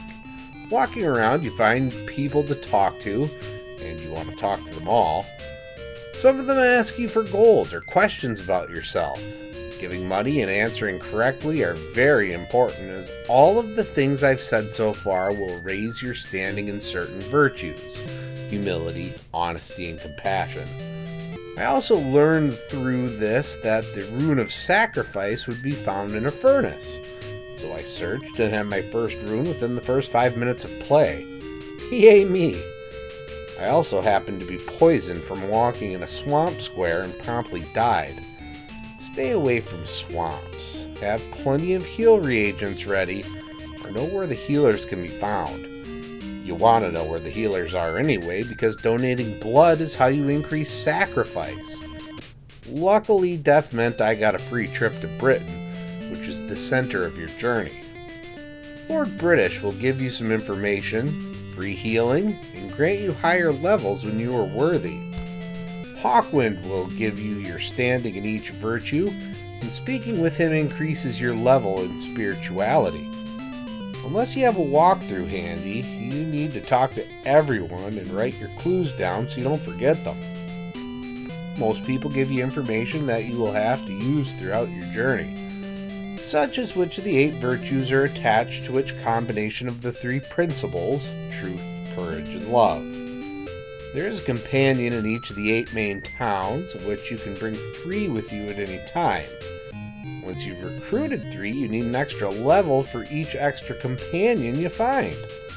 Most of my time was spent with Yellow the Bard, Dupre the Paladin, and Jaina the Druid, though I did switch Iolo out for Mariah the Mage later on. Having the right companions is important because they'll be entering into battle with you. The battles are a slog, and, unless you're grinding for experience, are only worth fighting on land on the overworld map. After winning, a treasure chest appears on the overworld that you need to search to open, instead of just being given the spoils of battle automatically. Sea battles get you no gold, and dungeon battles don't either. You'll be fighting hundreds and hundreds of battles though, so get used to them, or get a bunch of money and always stay stocked up on reagents for casting Blink. I found money kind of a pain to come by. There are treasure rooms situated away in most dungeons, but they are a trek to get to, and they take forever to open each chest up one by one. Dungeons also hold orbs that you can touch to gain attributes at the cost of taking great damage. I didn't mess with them much. You can get most of the runes and stones right away, but need to save up 2,000 gold in order to buy a key to open doors. This should be your second priority after picking up the party members you want. Though running solo or with less party members brings less enemies in battle. It's also important to note that enemies become more difficult as your level increases, which may be a deterrent to fighting too much. Though you have to fight enough enemies to master Valor, you can't run away without losing Valor either. That's why you want a spellcaster and enough reagents for Blink. This immediately ends the battle without the penalty. Reagents are found in some towns and are a test of honesty, justice, and honor. The reagent sellers are all blind, you see, and you can pay them whatever you wish. But if you overpay them, you get benefits in those virtues. Getting around begins on foot, but there are other means of conveyance. Each main town has a gate that appears and warps you based on the moons. The moon on the left dictates which gate is open, and the one on the right determines your destination. The phases change as you walk or stand around, but standing isn't safe as enemies will appear randomly. Once you reach level 3, pirate ships will begin to appear on the shores, and if they touch you, it's a fight to the death, with the winner taking the ship. The ship allows you to reach most places you want to go, but you can also get access to a hot air balloon. With this, you can fly over mountains, but have to cast the wind spell to go where you want, which gets really expensive really quickly. When you finally amass all 8 runes, all 8 stones, make it to the altars at the bottom of the dungeons to get the keys, find the bell, book, and candle, Mondane Skull, and attain Avatarhood in all the virtues, the endgame begins. When you become the Avatar, your magic points zoom up to 99, and you can collect the Sword of Paradise and the exotic armor, which makes you an unstoppable killing machine. Heading to the final dungeon, you find your companions must stay back, sending you down 8 levels on your own. The Abyss is the trickiest dungeon you'll face, with a lot of hidden doors and paths through rooms. I succumbed to using maps, otherwise I would have needed tons of gems to show my surroundings, and that sounded like more grinding I didn't want to do. Eschewing RPG tradition, there is no final boss, and the final battles aren't that bad as you're full of one-hit kills. But you instead find the Codex with the answers to all of life's little questions. When it comes to grading Ultima 4 Quest of the Avatar on NES, graphics get a 2.5. You can tell what everything is, but it doesn't look very good or detailed. Better than average, but we've seen better. Sound gets a 2.0. The music is fine, but there's not much variety, so it gets annoying by the end of your journey. Gameplay gets a 2.5. Walk around, talk to people, find stuff, fight battles over and over again. Not much variety, but it all works right. Well, except for talking to Shrine Guardians where the coding seems to be reversed. Difficulty gets a 3.0. You've got all the information you need to solve your quest. It just takes patience, which I always thought was a virtue. Fun factor gets a 2.5. I had a decent enough time, but it does drag in the middle as you try to raise your virtue, unless you want to cheese the system. Overall, Ultima 4 Quest of the Avatar earns a 2.5 and gets a B-. The adventure begins the Age of Enlightenment trilogy, which we will return to over the next few years. This is a solid title, but I'm told it's way better on PC and the Master System. Football is back, this time starring the best quarterback of the 80s in Joe Montana Football. Choose from 16 teams of varying performance skill. Can you take your favorite team to the Sega Bowl? Or will you be hoping for better luck next year? Begin by choosing if you want to play an exhibition, 2-minute drill, or go for it all in the Sega Bowl. You can change the game length to your preference as well. After picking your team or teams, Joe gives you a rundown of their strengths and weaknesses, though they didn't always feel right to me. Who kicks and receives is chosen randomly by the computer. I had one near return on kickoff where my players realized, oh crap, I should be blocking as I ran by. Unfortunately, they got me right before I reached the end zone, and it was then halftime, so I lost possession. Each team has the same playbook. I ended up relying heavily on the deep pass and flare pass to move the ball down the field and score my points. The run game is pretty much useless. Anything up the middle was immediately stopped, and trying to go outside typically got me squashed too. Long bombs are the only way I could get down the field. After falling back to pass, you cycle through your 3 targets with button B and throw with button A. When in control of the ball handler, you can drop your shoulder to try and shrug off tackles. I made the game exponentially more difficult for myself by choosing Detroit. Their defense couldn't tackle a fly, and I gave up so many points because of how slow they were. Especially when I got to the finals of the Sega Bowl. My ball handlers were coughing up the pigskin over and over again. I had no luck with man coverage because of how lousy and slow my corners were, and had to rely on zones. This didn't stop the better teams, though. If you can get through the line and rush the QB, a diving tackle with button C can get you a sack. If you don't think you can take them down, pressing button B will throw up your hand and disrupt the pass. And if they throw off balance, you can grab an interception much more easily. Onside kicks are easier to pull off in this game than any other I've ever played. My favorite thing is jamming a kick returner and getting them stretchered off the field. The computer isn't above trying to pull off fake field goals either. And I was able to block a couple extra points here and there. Some overall stats are tracked, but as there's no differentiation among players, individual stats aren't tracked. At the end of the day, if you know what your cheese plays are, you should be able to piece together 3 consecutive victories and win the Sega Bowl. When it comes to grading Joe Montana Football on Sega Genesis, graphics get a 2.5. I've got no problem with the looks of everything, except there's no player differentiation.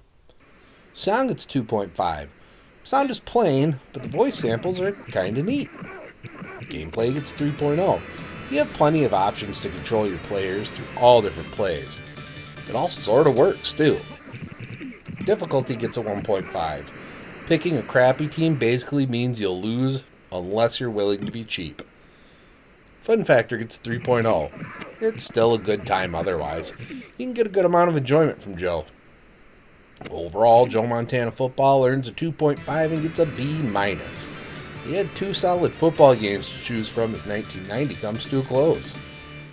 There is only a certain warrior that can destroy the alien invaders. Ninja Crusaders. That's right, aliens are back and they've overrun all of the globe's fighting forces. All of them, except the ninja. Talon and Blade have been sent to disrupt the aliens and turn the tide of battle to allow humanity to reign supreme once again. There are 10 levels to complete in order to save the world, if you have what it takes. The gameplay is a mix somewhere between Ninja Gaiden and Contra. You're a ninja, of course, and have the ability to pick up 4 different weapons. The throwing star and chain and sickle both have range, but aren't particularly strong. The bow staff and katana are both very strong, but have very short range. Your weapon choice is up to you, but if you collect the weapon icon you already have equipped, you gain an extra life. You can stock up on lives very easily in level 2 too. You die if anything touches you, and are sent back to the beginning of the level. This actually gets really annoying because enemies will jump on screen, shoot projectiles, or respawn when you don't expect it, leading to death. You'll die a lot as you learn the enemy patterns and placement in each level. Fortunately, levels are short, so once you learn them, it just takes a perfect run to get through. There's a special power that the ninja have, and that is transformation into a beast based on the weapon equipped. By holding the B button, you can achieve this ability. I did not use the transformation very much, and don't really see a whole lot of use from them. The throwing star transforms you into a fast-moving tiger that attacks with claws. The bow staff transforms you into a hawk that can fly through the air, but not attack. The chain and sickle allows you to become an armored scorpion that moves slowly and attacks with a long tail, but still dies in one hit. The katana transforms you into a dragon that can fly and breathe fire for great damage. Each stage is split into 2 levels, and at the end of the second is a boss battle. These turn out to be pretty easy if you have the bow or katana. Once you see the movement and attack the boss, you can get close at the right spot and hit them 4 or 5 times to put them down. The only boss that brings difficulty is the final boss, because there are 2 forms that you have to hit many times each to kill. When you're done, you get to start all over again from the beginning and try to rack up a high score. When it comes to grading Ninja Crusaders on NES, graphics get a 2.0. One of the first things that stood out to me is how not up to date the graphics were. They don't look bad, but they don't look good either. Sound gets a 2.5. Music and sound effects are pretty decent, but they could be a lot better. Gameplay gets a 3.0. Gameplay is pretty smooth, and you have a lot of weapons and transformation options to get through the level your way. Difficulty gets a 3.0. Levels are short, enemy placement can be learned quickly, earning lives can be exploited in the easy levels. Fun factor gets a 3.0. I had a decent time playing through this one. Overall, Ninja Crusaders earns 2.7 and gets a B-. This is actually a pretty good game that I would recommend you give a chance to. Hop into your mech to blast aliens back to space in Vague West Tactical Gladiator. These alien invaders appeared off the Pacific coast and have laid waste to the cities they've encountered.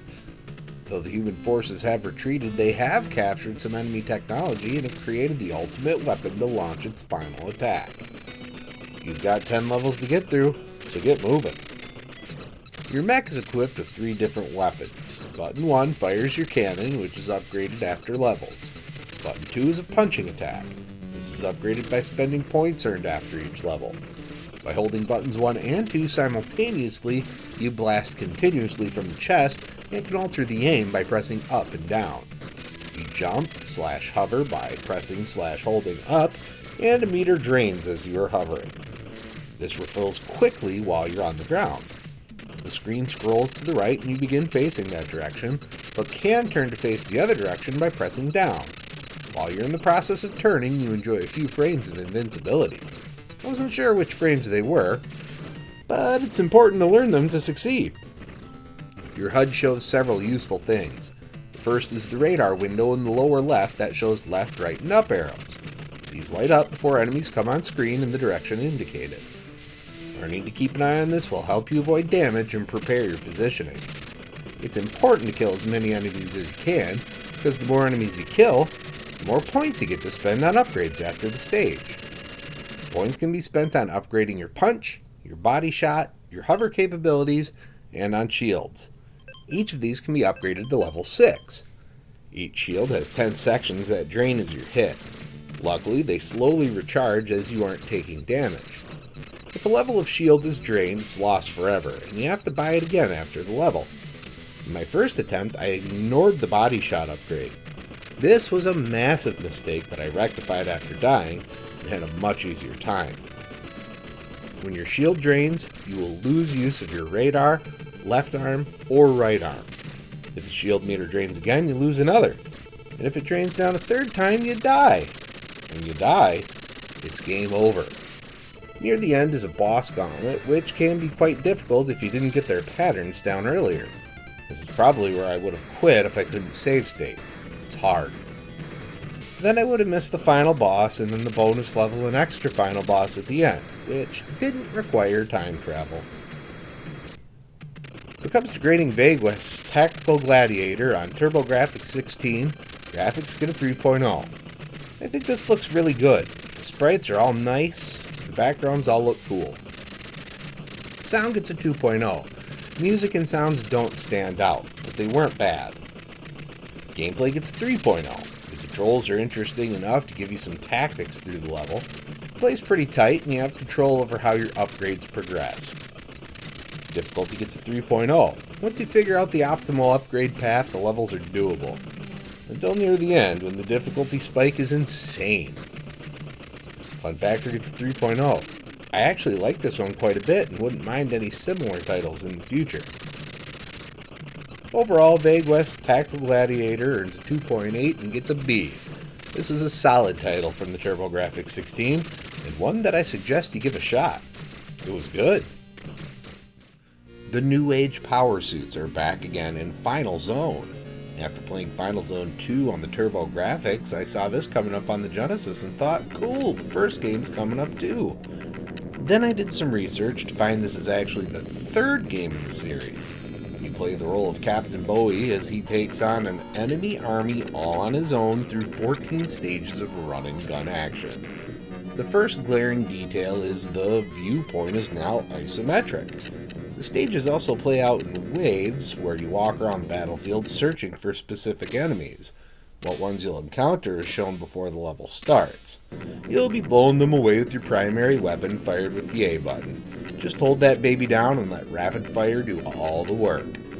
But I suppose you need to be aware that you can't change the direction you're facing while you're firing, and you're going to want to change directions a lot.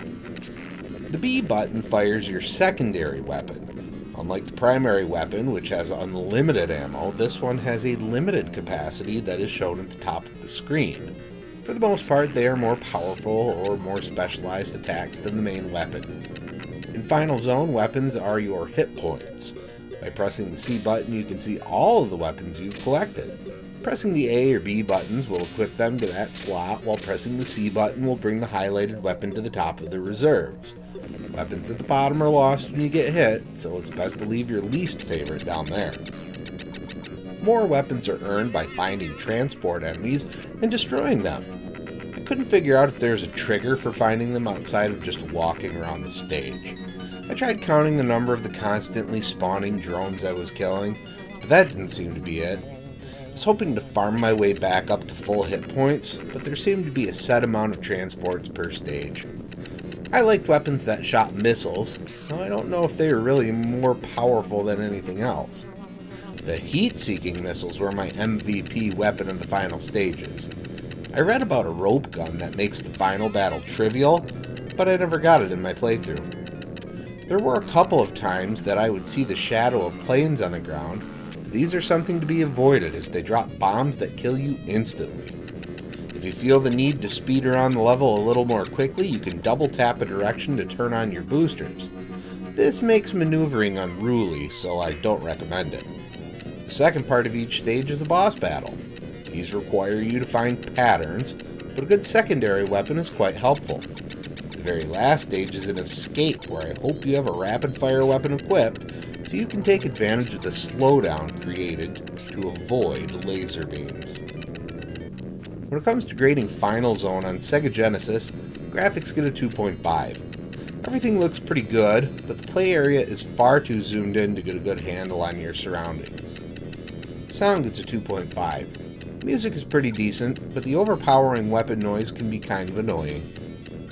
Gameplay gets 3.0. Controls work pretty well, though the boosters can mess you up.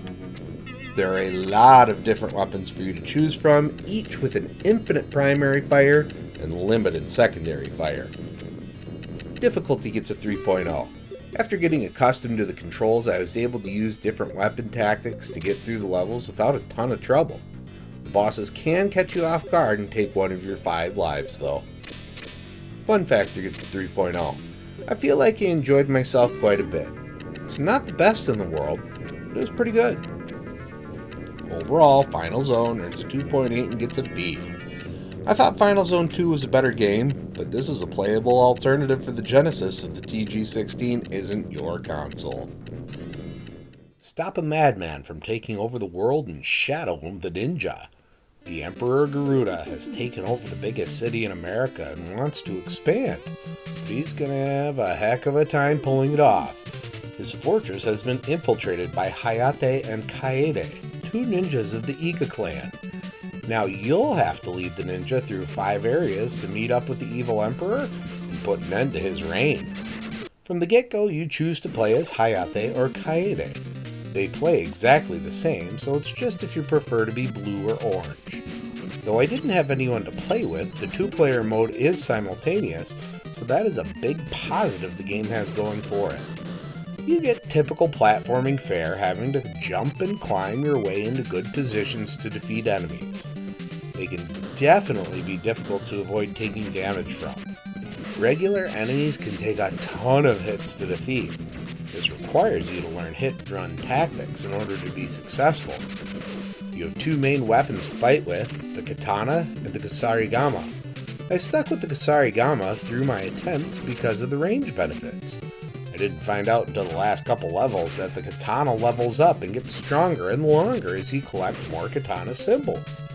That probably would have been good to realize. There are also limited use throwing stars and bombs that can be picked up from some item containers. The 5 areas are split into different stages with the occasional boss. I found most of the bosses took a couple tries to figure out their patterns, and some of them had health bars that took a while to begin to drain.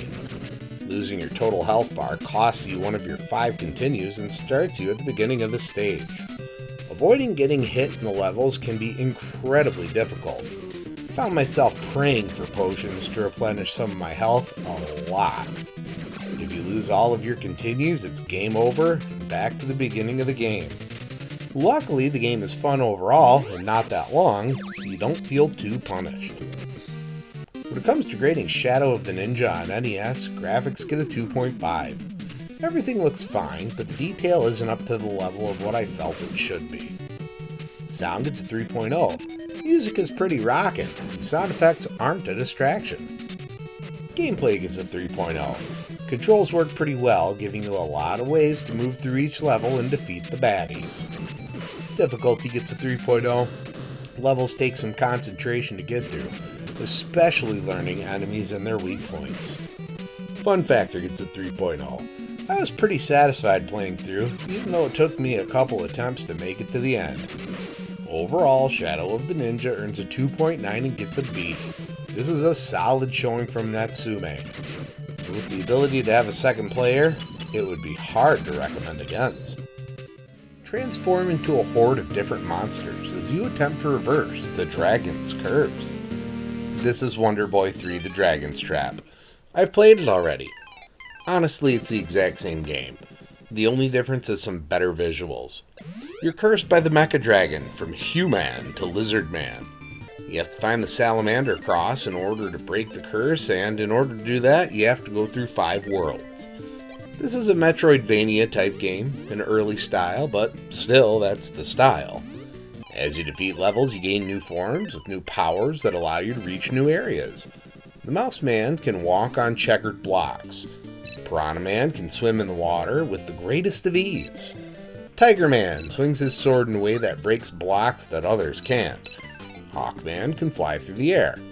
There are shops all about the world where you can buy swords, shields, and armor.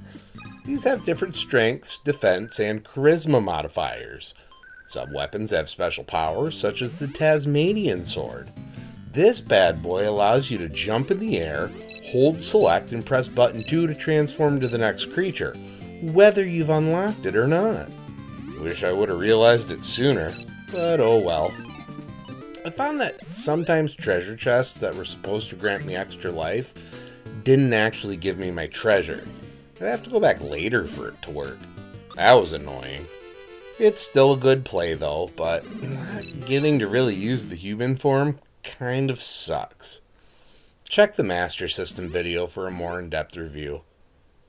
When it comes to rating Dragon's Curse on TurboGrafx 16, graphics get a 3.0. The graphics are better than the Master System version, but not that much better than what should have been the jump in a year and console generation. Sound gets 2.5. Some of the music sounds kind of off, while other tracks are pretty good. Gameplay gets 3.0. It's still a solid playthrough. Could have received some enhancements, but I don't think it did.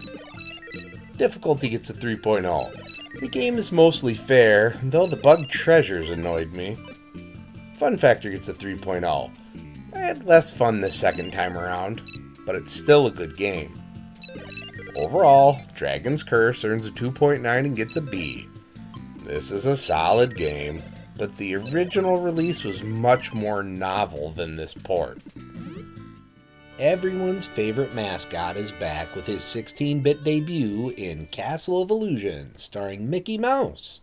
Ms. Rebel has kidnapped Minnie Mouse in order to steal her beauty. If Mickey doesn't go through 5 rooms in the Castle of Illusion and collect 7 gems, Minnie will become as hideous as her captor. But the mouse with the most is on the case. Can you save Mickey's girl? Mickey can jump and he can attack by dropping his butt down on top of his enemies. He can also collect items in each stage that can be thrown at enemies or held onto for a big point bonus. Other than the throwing items, Mickey can find star icons that replenish his power orbs, of which you can have 5. When you get hit, you lose 1, and when you lose them all, you die. Wait, the mouse isn't allowed to die and doesn't have lives, but you do lose a try. Lose all of these, and you can use a continue to try again. Extra tries can occasionally be found in levels, but more often are added by scoring 50,000 points.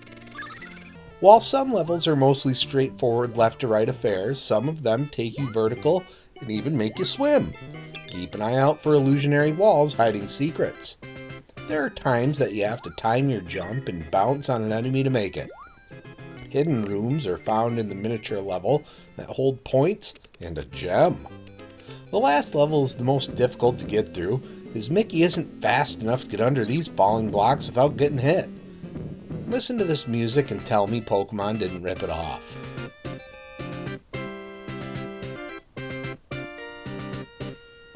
The end of each illusion room is a boss. These guys are relatively simple, but it may take a try or two to realize their pattern and how to get them before they get you. This is particularly true when you finally reach Ms. Rebel. She really ramps the difficulty up, and it took me several tries to figure out the timing to get a hit in without getting injured myself. Once I finally did, the gems did their job, Minnie was rescued, and the Castle of Illusion began to crumble without its load-bearing boss. When it comes to grading Castle of Illusion starring Mickey Mouse on Sega Genesis, graphics get a 3.0. Everything looks pleasant overall, and the animations are pretty cool.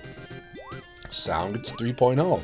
The music takes advantage of what the Genesis does best. Gameplay gets a 3.0.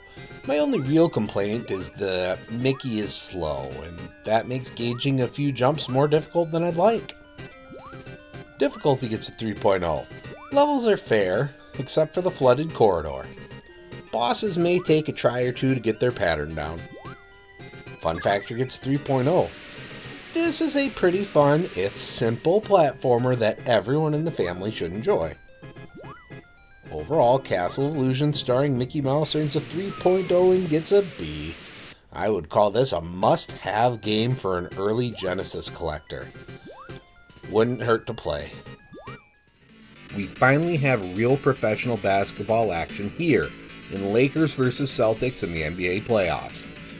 Choose from the 8 teams of the 1989-1990 NBA Conference semifinals and duke it out on the court. But if you're a Knicks fan, get out of here, because the Celtics were a more important team at the time, so they get inserted despite getting kicked out in the first round. I mean, they are in the title after all. You can play an exhibition game or the playoffs. An exhibition game can be played with 12, 8, 5, or 2-minute periods on arcade or simulation play mode with a difficulty of preseason, regular season, or showtime. You can even choose to play as the All-Star teams, complete with players not featured on the 8 teams, including Fat Lever. Arcade mode ignores fatigue and fouls. The playoffs must be played with 12-minute periods in simulation mode on Showtime difficulty. The first round is best of 5 games, while the conference finals and NBA finals are played in best of 7.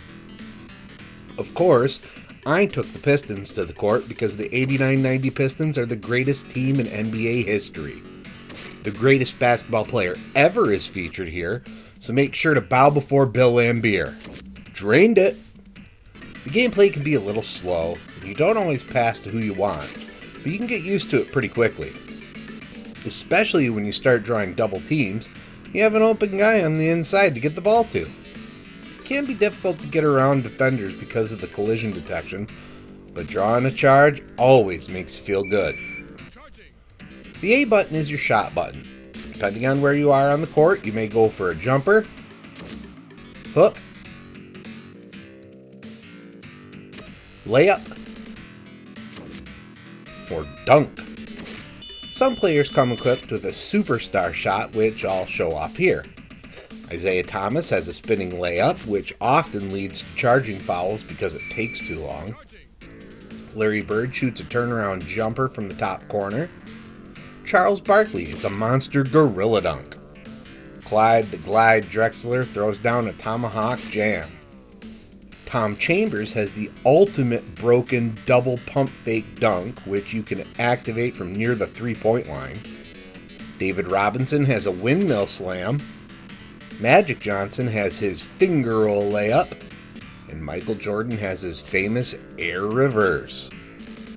There are 2 moves on defense to help you stop them from running up the score. You can jump for a block attempt with the A button and go for a steal with the C button. You always have to be careful with trying to steal, because any defensive foul leads to shots from the charity stripe. On the other hand, standing still next to a defender is a guaranteed pilfer for the other team. If you want to make substitutions, and you will to combat fatigue and foul trouble, you need to pause and press the C button when you have the ball to call a timeout. Scroll your starting lineup by pressing up and down, and the reserves by pressing left and right. As a kid, I didn't know I could press left and right, and cycled through the reserves by subbing them in and out real fast. Game stats aren't collected, which is kind of a bummer. With the scores that I put up, I want to see who my scoring MVP is. When it comes to grading Lakers versus Celtics in the NBA playoffs, graphics get a 2.5. There are a lot of different sprites with numbers visible, so you shouldn't have trouble telling who is who. Sound gets 3.5. This soundtrack is one of my favorites on the Genesis. The songs are all high energy and done really well. I also love that they didn't try to make the sound of shoes squeaking on the court. Gameplay gets 3.0. Passing could be a lot better, and collision detection is a bit off, but otherwise, this is a great playing game. Difficulty gets a 3.0. The computer can get on streaks and put you in trouble if you don't know how to ease off on the fouls and other mental mistakes. Fun factor gets a 3.5. From October 1985 until December 1990, there wasn't a good basketball game released on consoles. This broke the streak. Overall, Lakers vs. Celtics in the NBA playoffs earns a 3.1 and gets a B. This is far and away the best basketball game we've seen on consoles. There's room for improvement, and EA will get their opportunity in the upcoming years. Put yourself in the shoes of America's favorite martial artist in Jackie Chan's action kung fu. Jackie Chan and his sister Josephine were trained from birth to be the best kung fu fighters of them all. But when Josephine was ripped away by the evil sorcerer, Jackie sets off to show that his kung fu is the best of them all through 5 levels filled with several stages of fighting action. For the most part, this is a fairly standard action platformer. Jackie jumps with the A button and attacks with the B button. A press of the attack button throws a punch. Pressing while ducking or jumping throws a kick. Holding up while pressing attack uses the currently equipped special attack. These are found when attacking item frogs.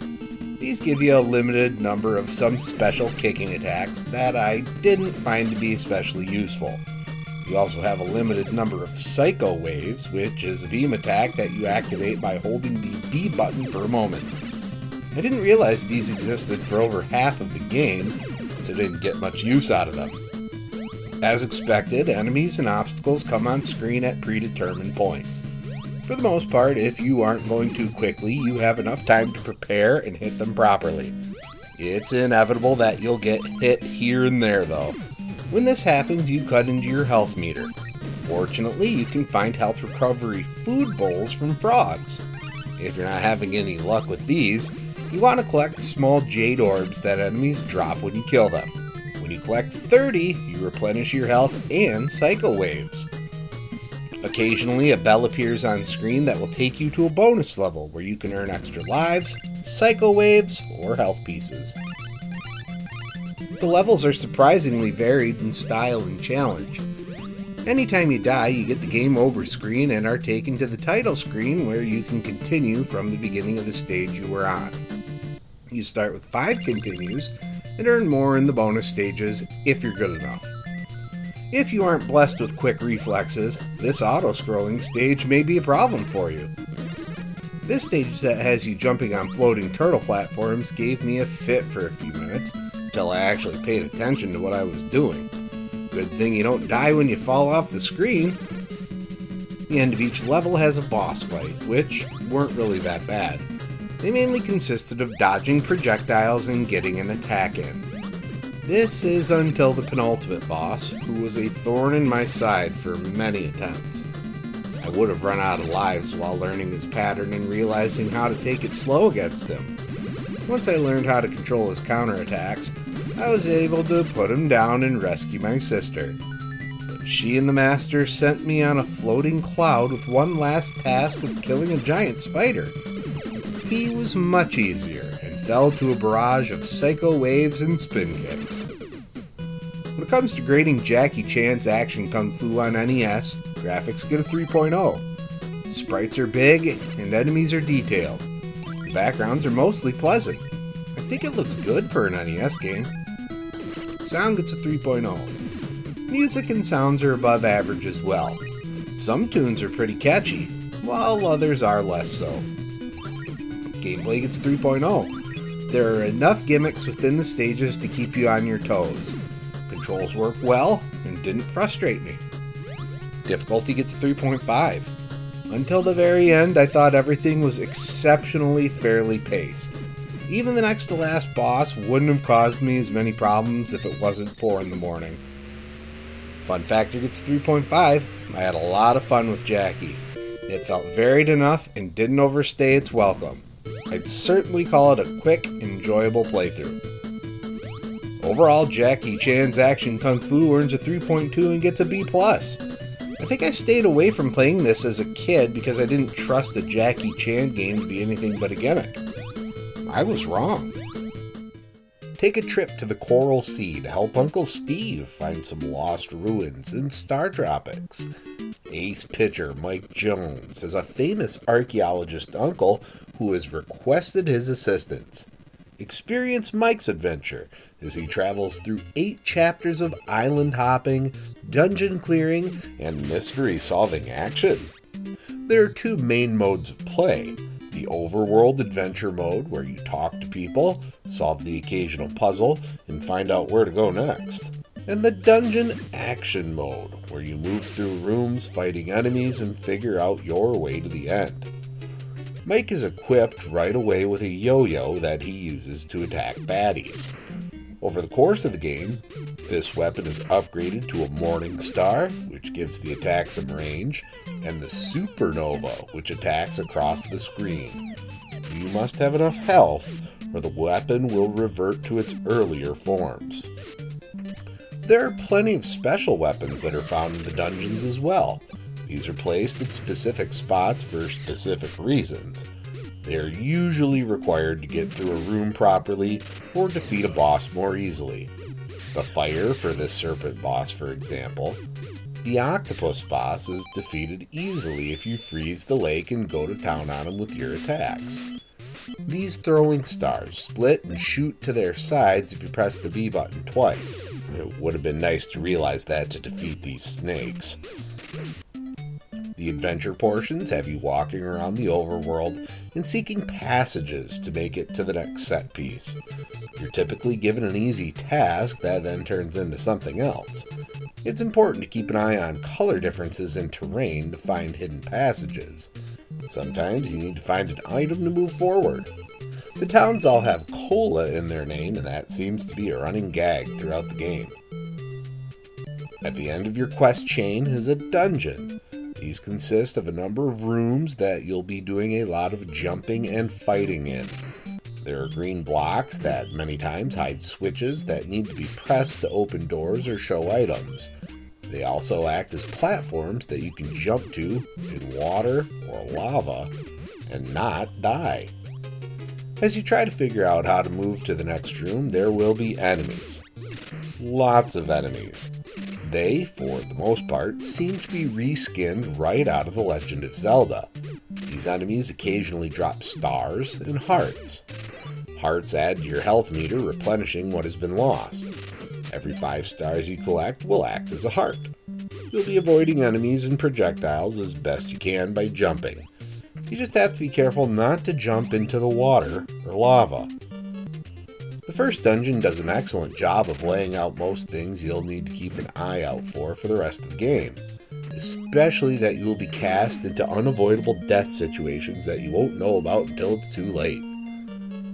Items and potions are only good for the dungeon you're currently in and will disappear when you leave. For this reason, it's best to use your potions before you leave the level, as health doesn't automatically replenish. There's even a bit of copy protection present. In the middle of the game, you need to dip a physical letter you received with the manual of the game into water to reveal the passcode 747. Though the internet exists and would have told me this, I still remember it from when I was a kid playing Star Tropics. Well, for all the years I had it, I never sat down to finish the game, so I was happy to finally uncover the mystery of the Southern Cross and Dr. J's dealings. The end had a nice slideshow of your adventures in the Coral Sea. When it comes to grading Star Tropics on NES, graphics get a 3.5. Sprites look good in the action area. Everything's a bit less detailed in the overworld, but main characters get neat-looking conversation sprites. Sound gets a 3.0. Music and sound effects are solid. The main dungeon theme is a bit of an earworm. Gameplay gets a 3.0. The biggest downside to gameplay is Mike's movements, which are a bit sticky and momentum-based. This makes being precise a chore, though I know experts likely use it to their advantage. Difficulty gets 3.0. Dungeons are mostly fair, and you can't lock yourself out of moving forward in the adventure mode. If you die, you're brought back with 3 hearts, which can make finishing dungeons very difficult. Fun factor gets 3.5. I had a good time in my nearly 4 hours of play. I always enjoyed Star Tropics, but I'm happy I can put it behind me. Overall, Star Tropics earns a 3.2 and gets a B+. I give this one a strong recommendation. There's certainly some BS present, but that's true about most NES games. Overall, we've got a good one here that you should play. Everyone's 4 favorite superheroes have to save the day once again in Teenage Mutant Ninja Turtles 2, the arcade game. Shredder is back and has put a price on the turtles' heads. On top of that, a fire has broken out in April's apartment. But what's this? A bunch of foot soldiers. Better kick some shell and get our girl out of there. Being a port of the arcade game, this is a title where you want a second player. Your life will be made much easier. Trust me. Choose your favorite turtle from Leonardo, Michelangelo, Raphael, and Donatello, each with their signature weapon. When it's time to kick the foot's butt, you can attack with that weapon using the B button. Jumping is handled with the A button, and you're going to have to jump a lot. If you press the A and B buttons simultaneously, you give a special jumping attack. And if you press to attack while in the air, you do a jump kick. The jump kick is going to be your best friend. Foot soldiers come on screen up to 3 at a time, and they will flicker. They need to be hit twice before they are destroyed. You can't just bum rush them, however, as they enjoy some invincibility after being hit. This requires you to adopt hit and run tactics if you want to survive. Other enemies may take more hits to destroy and have different patterns of movement. Every enemy you kill adds to your point total. After killing 200 enemies, you get an extra life. This is welcome, as you'll get killed a lot as you learn to play. You also have a health bar that drains as you're hit, but can be replenished when you find the occasional pizza. Levels are right out of the arcade and optimized and even expanded for the NES. There are also 2 bonus levels present for your enjoyment, through a snowy New York and a Shogun temple. The environments of each level are varied, and even the layout doesn't follow a strict left-right pattern all the time. Each level, except the highway, ends in a boss fight. These all revolve around figuring out how the boss will counter your attack and staying away from it. With a second player, you can get a few extra hits in out of the non-targeted player. Over the course of the game, you have to save both April and Splinter. You also have to see unending advertisements for Pizza Hut. Seriously, they're everywhere. The end battle is against 3 bosses in a row. The first is one of the Rockmen from Dimension X, then Krang, and finally Shredder. Shredder is ultra cheap as he spawns a shadow clone and can shoot anti-mutagen lightning bolts, which will transform you back to a little turtle instantly if you touch them. If you have the endurance, or the 9 lives code, you can blow up the Technodrome and beat old Shredhead once again. When it comes to grading Teenage Mutant Ninja Turtles 2, the arcade game on NES, graphics get a 3.5. Everything looks really good, with smooth animations, neat effects, and color. The only knock is that sprites flicker a lot during the action. Sound gets 3.5. Konami's sound font does not disappoint here. It made a lot of cool tunes that set the mood for each level. Gameplay gets 3.5. The turtles control great, and the jump kick will get you through most of the game. A little more variety from foot soldiers would have been nice. Difficulty gets a 3.5. You get 3 lives and 3 continues. If you play smart, you can beat it in that allowance, though the bosses will hit you even if you're playing perfect.